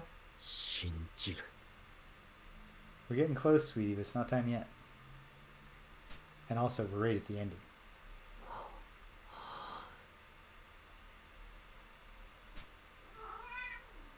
遠い昔、 Not yet, but soon. Not yet, though. She turns around and leaves the room. She'll come back in like 1 minute and be like, now? そんなことを言われた気がする。誰かに。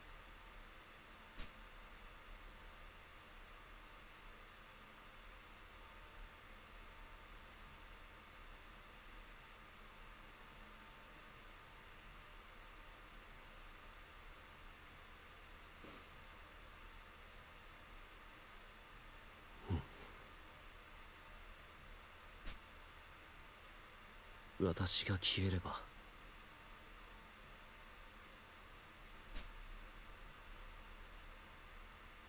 お前たちもそれぞれの世界に帰れる。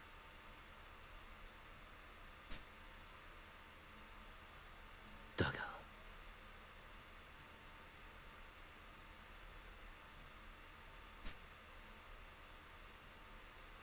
覚えておくがいい。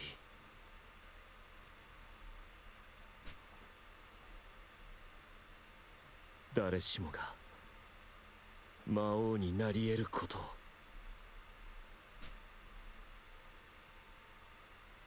憎しみがある限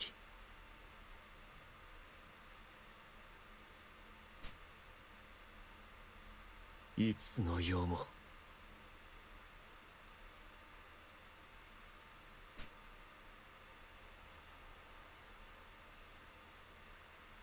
覚えておくがいい。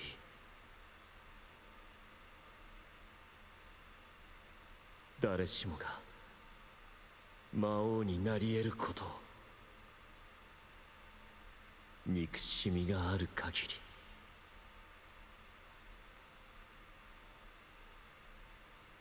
り、いつの世も。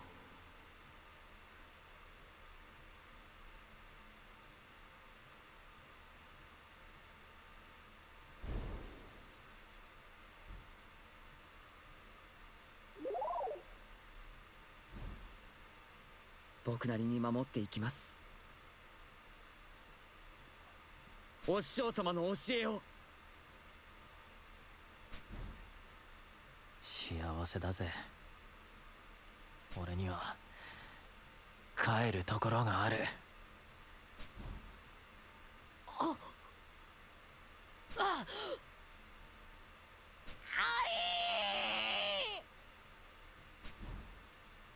俺は求め続ける最強の道を。それでも人は生きる。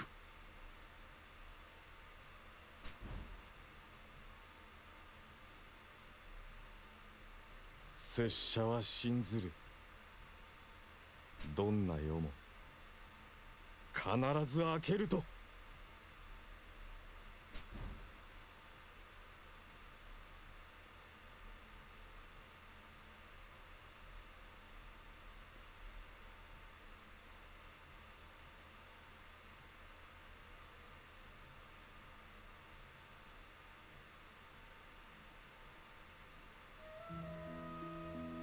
Sun come out.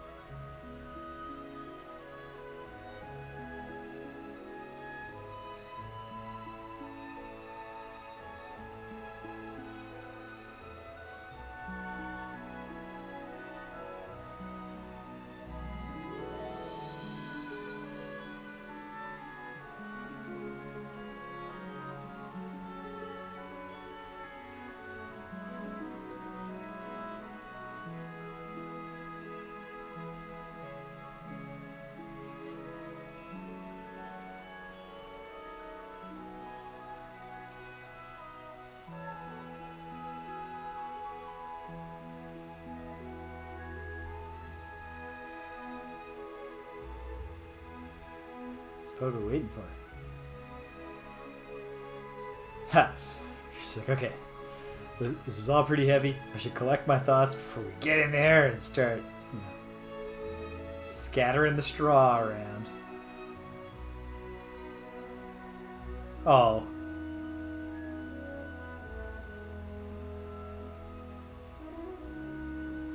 Wait a minute.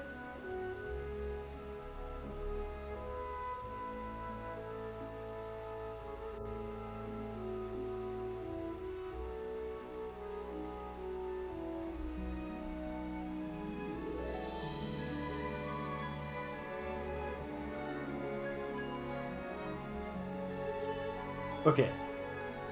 The baby in the straw bed with her was not being implied to be the monkey's baby. We did not just get like a sad cuckold twist at the end there.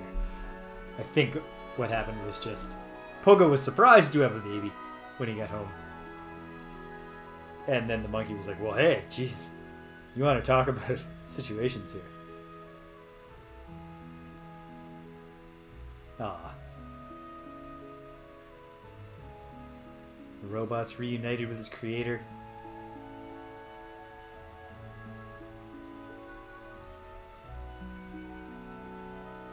Will the Earth and Heart Master have students? Good.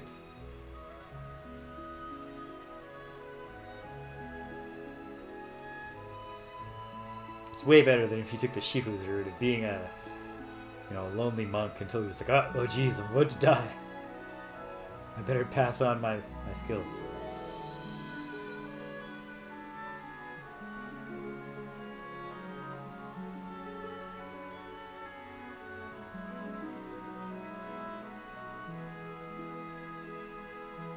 There's his buddy, his frenemy.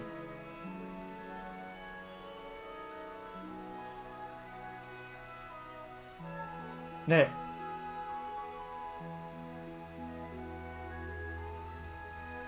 Can't just let him be riding a horse just as fast.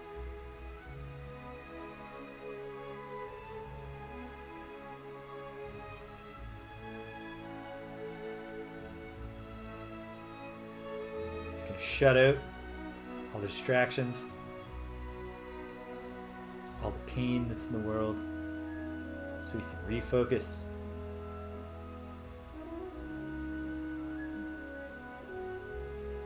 Oh no, he's shutting down. He's heading out again.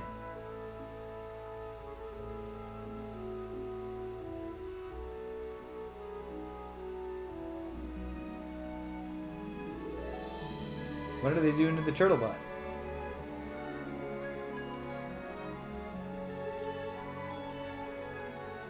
Are they extracting the turtle?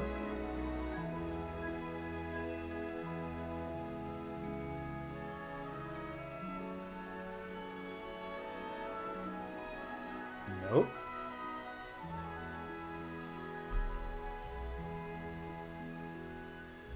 Hopefully the turtle wasn't obliterated. No, they wouldn't do that. That wouldn't make sense in the context of this cutscene.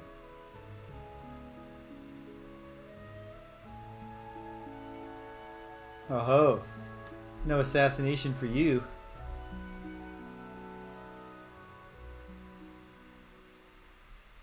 Will we see like the kingdom of the Krish begin to repopulate? No? That's probably it. Let's you know, watch the credits, see if there's a post-credit scene, or even just if this slowly glowing horizon turns into anything more.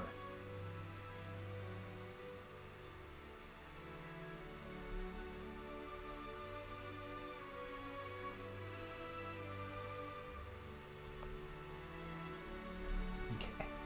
As this plays, I'm gonna find out how many different endings are there in Live Alive. Do we see them all?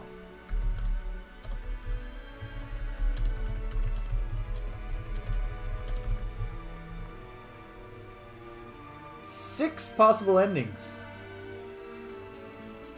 So I only saw 3. I'm not gonna go back to see them all.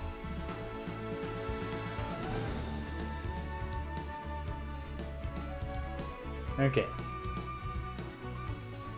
Normal ending. Defeat the final boss, Pure Odio, with a party of 4 main characters. Game over ending. Lose the battle. With Pure Odio. Special extended game over plays. With ending credits and everything. Better stop reading and just enjoy these little cutscenes.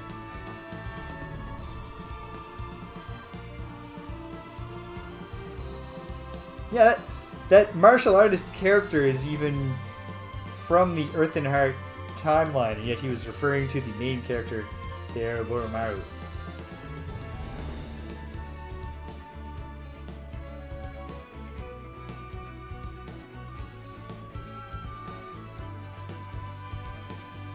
Bing, bang, boom.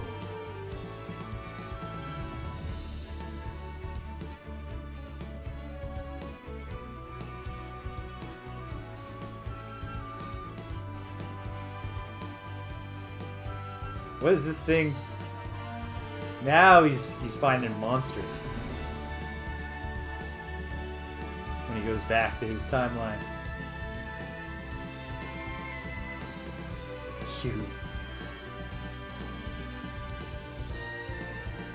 It's Cube fighting here. Just some kind of robot thing. Music very sweeping. I mean, music excellent all throughout this. Go figure.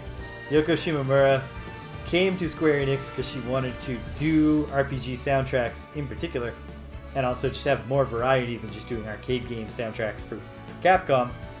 And this was, I believe, her first project there, where she really got to go for variety, and she sunk her teeth into it. And her reorchestrations for this remake were superb.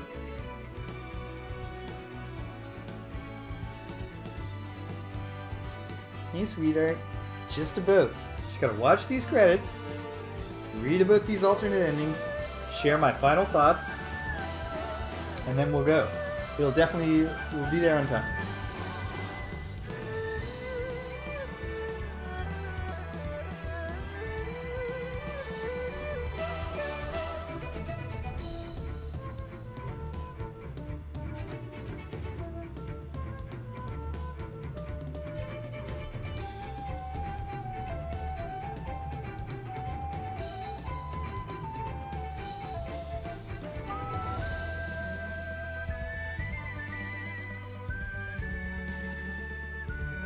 Great use of all the leitmotifs.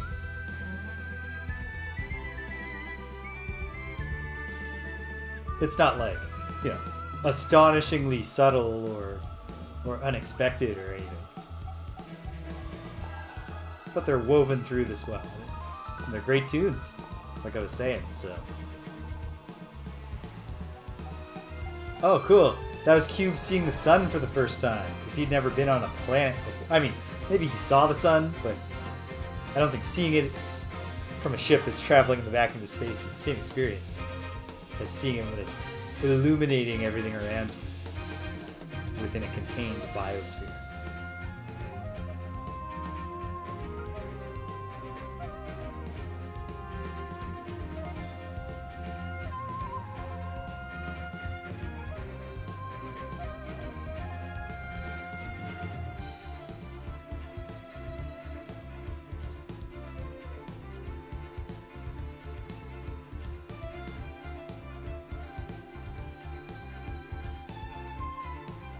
Crediting the musicians right now. They had actual like koto players, just an awful lot of violinists, several violists, cellists, contrabassunists, flautist, just one flautist, nope, two flautists, three, just some of them also did some other woodwinds. Is the flute a woodwind? Now I need to know.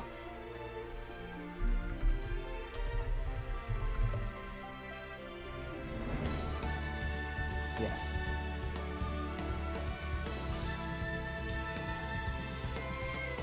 Yes, I had my instrument categories right. Oh, all of them in the Kingdom of the Krish again somehow.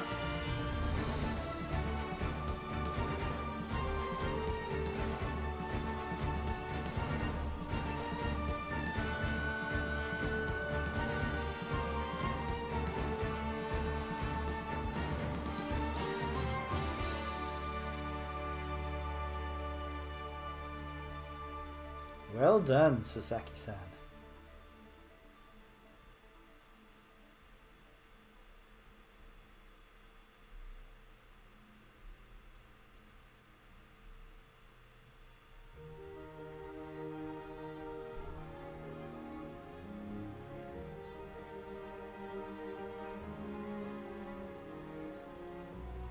More credits, but without a scene playing. Crediting the original staff. And certainly it must be said that as far as I can remember, not a whole lot, like, if anything, in the gameplay experience changed. And for that matter, the narrative. Like, this remake is outstanding. But it really is building on the foundation. This is not a remake that, you know, it's not going back to, you know, something that didn't live up to its ambitions and embiggening it. It's picking up a really, really cool game and giving it the, like, taking it to the nines, giving it the big production that it deserves for its coolness. Okay, the trapped ending. Fight pure Odio with all 7 heroes, and when you defeat him, agree to kill him for good. So yes, you can kill him. You do get an alternate bad ending, where at least he's stopped, but I guess the heroes don't get to go back to their time. The true ending. Do what I just did. Dark Lord ending. Select Orsted as the final hero. Beat everybody. And then the Armageddon ending.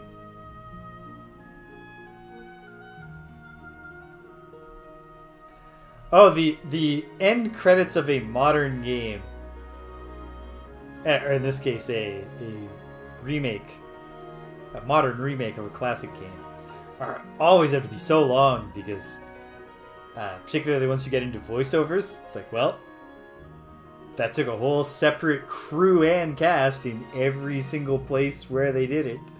And likewise, you did not have the same localization staff making the American version and making the Korean version and making the, you know, the version they released in Nigeria. Which is quite possibly the English version now that I think about it.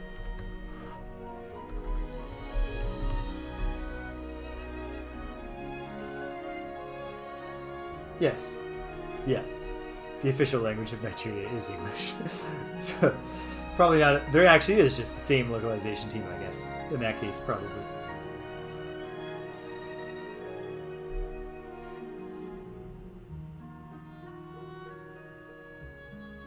Huh. The Sin of Odio boss is new.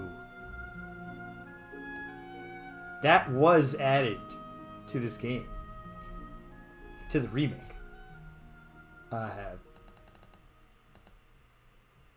And good call. Because that was a great, like, not great, like, it challenged me or pushed the tactical engine of the game to its limits. But it was great in terms of just being choreographed to produce a really rewarding finale to set up the ending. I suspect the ending is the same in the original. Just with an extra cool boss, which... Yeah, because if you went just from, well, we destroyed your statues and beat your aspects, to Orsted being like, now I see the error of my ways, that's a little flatter than getting the really, really cool final battle where you actually cut him out of his own demon heart, and then he gets to strike the killing blow. Well, I don't think anything else is coming. I mean, maybe like a splash screen at the end. So I should start sharing my final thoughts on this game. And really, we're looking at two different things here. We're looking at the game itself, which is originally a mid-90s Squaresoft RPG, and this remake. And I'll say this. I played the original, and I remembered it pretty well. Like, there were a lot of particulars I forgot, and I completely forgot Akira existed. Which is like, there are 6. I could name 6 of them, and I was like, and there's some 7th one. And I thought it was great back then. And a lot of the things I remembered about it, like how cool it was to have these mini RPGs that really flesh out settings we don't usually see in a JRPG or an RPG at all. But then that use a common engine but layer their own little gimmicks and that choose different approaches to the narrative. You know, we get like, with the Earth and Heart Shifu, it's like a 3-act Shaw Bros. Kung Fu movie structure. With the Sundown Kid, we get High Noon, basically. With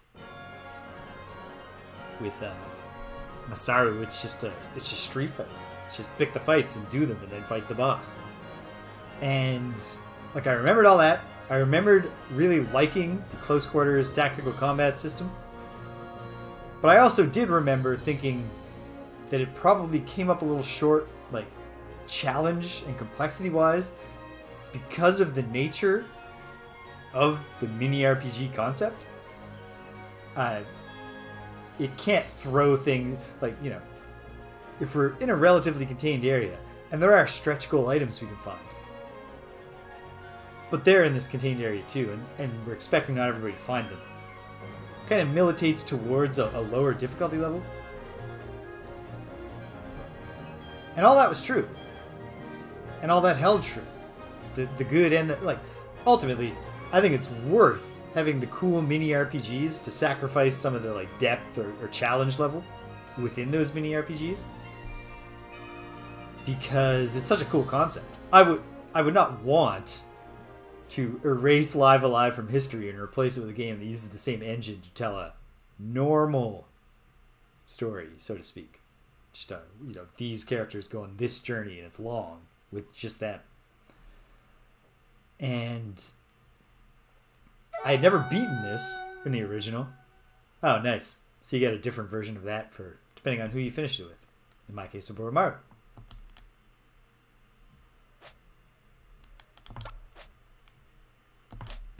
Throw down the save for posterity. Yeah. And I remembered the Orsted twist, even though, like, I hadn't beaten the final chapter, but I remember the Orsted twist, and I thought that was really cool back then. And that was one thing that I think adding the voice acting and the remastered, reorchestrated music and the HD 2D presentation lets those dramatic moments hit a little harder and you know, fleshes them out. So, and that lived up to it. And then, just now, I finally got to see the complete ending. And it was extremely satisfying. It was fun how it brought them all together. It put a thematic cap on the story of all of them, but also the core, you know, Orsted story. I love that Orsted struck the final blow on Odio, in this version at least. I don't know how it played out in the original, because I never beat the original. All very rewarding. I do think it's a shame that the development team of this game just kind of dispersed throughout different Square Enix or Squaresoft at the time teams. Not because I mean, I'm sure I've played games that they were all involved with and thought they were cool.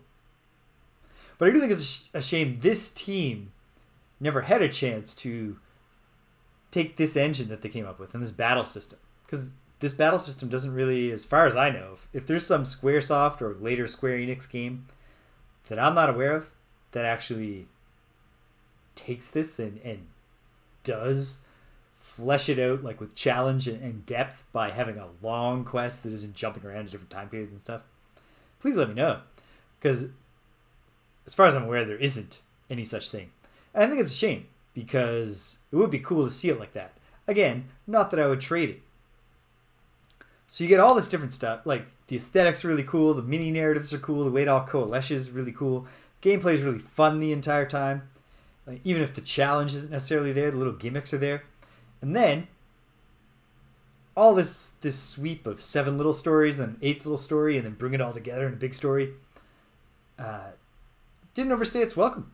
My final save here is at about 37 hours. I did put in about 15 minutes to see the Armageddon ending, so I round that up to 38 hours. But then factor in that, especially in Oboromaru's story, where I tried to do the pacifist run on basically, like, I had done it once before, but I had no specific memories, on like a blind playthrough.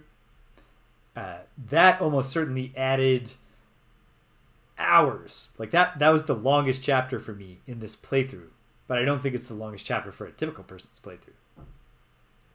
I think the longest chapter for a typical person is probably Akira, maybe Akira or Pogo or the Earth and Heart Shifu are probably the 3 longer stories of the mini ones at the start.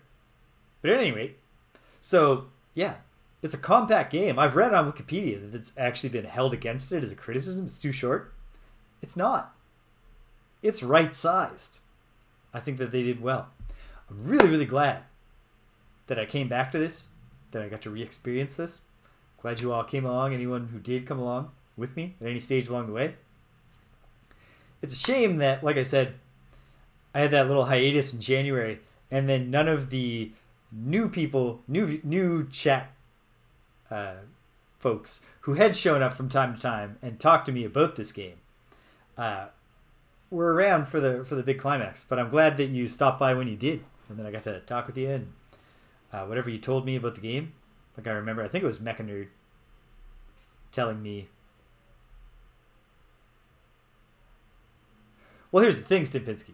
On that note, if I did want more Live Alive, I have an obvious model for doing it of just spamming the last chapter again to just see the little differences in the final scene. But I think with a narrative game, I think with a game with a contained narrative, I can see what you mean about if you like it, it's always too short. But I think there's something to be said for something that really knows when to say, congratulations, you've won. Not that it would be cool if also we had unlocked it. They created a new dungeon for the remake that you can just explore this dungeon afterwards and adds more challenge. That would be cool.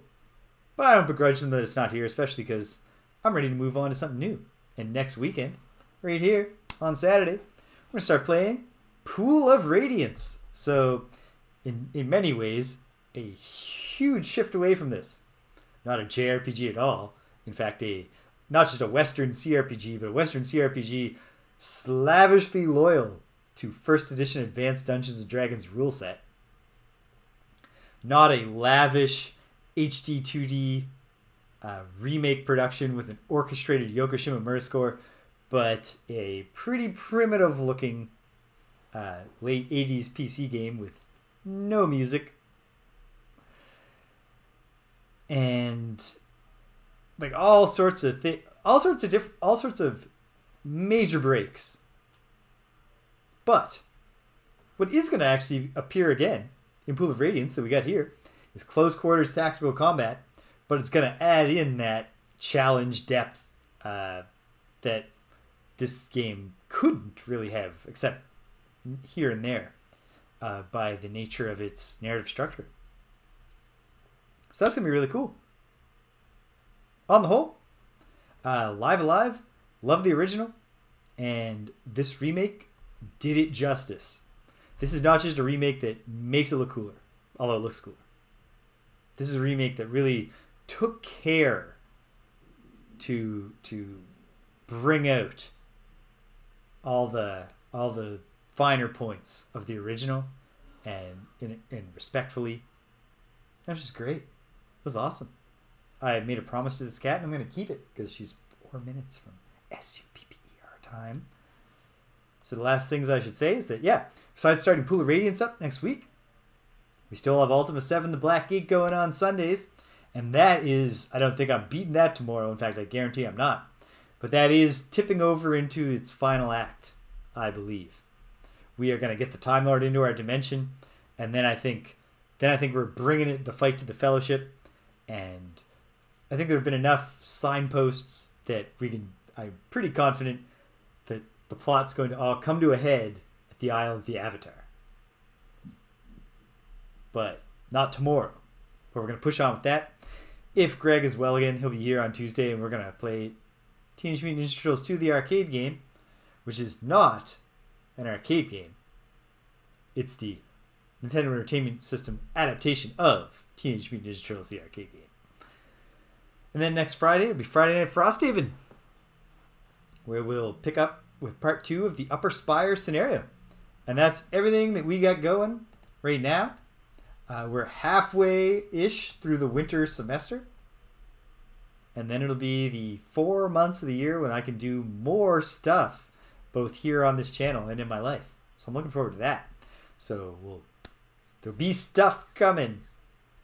And we'll figure it out, and I'll let everybody know. But it's not that time yet. All right. Awesome.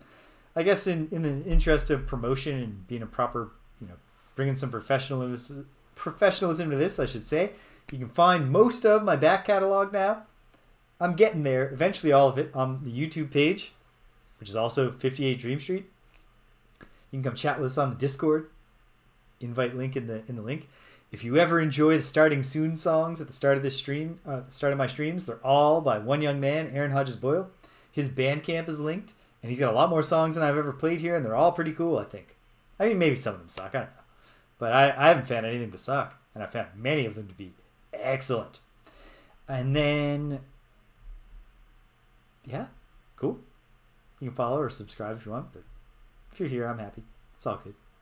Awesome. If you stuck around to the end, thanks for sticking around to the end. If you came and you left, you can't hear my voice, but I'm glad you stopped by anyway, so thanks for stopping by. And until the next time, that we're all in the same place at the same time, together again, take care of yourselves, and be kind to everyone you meet.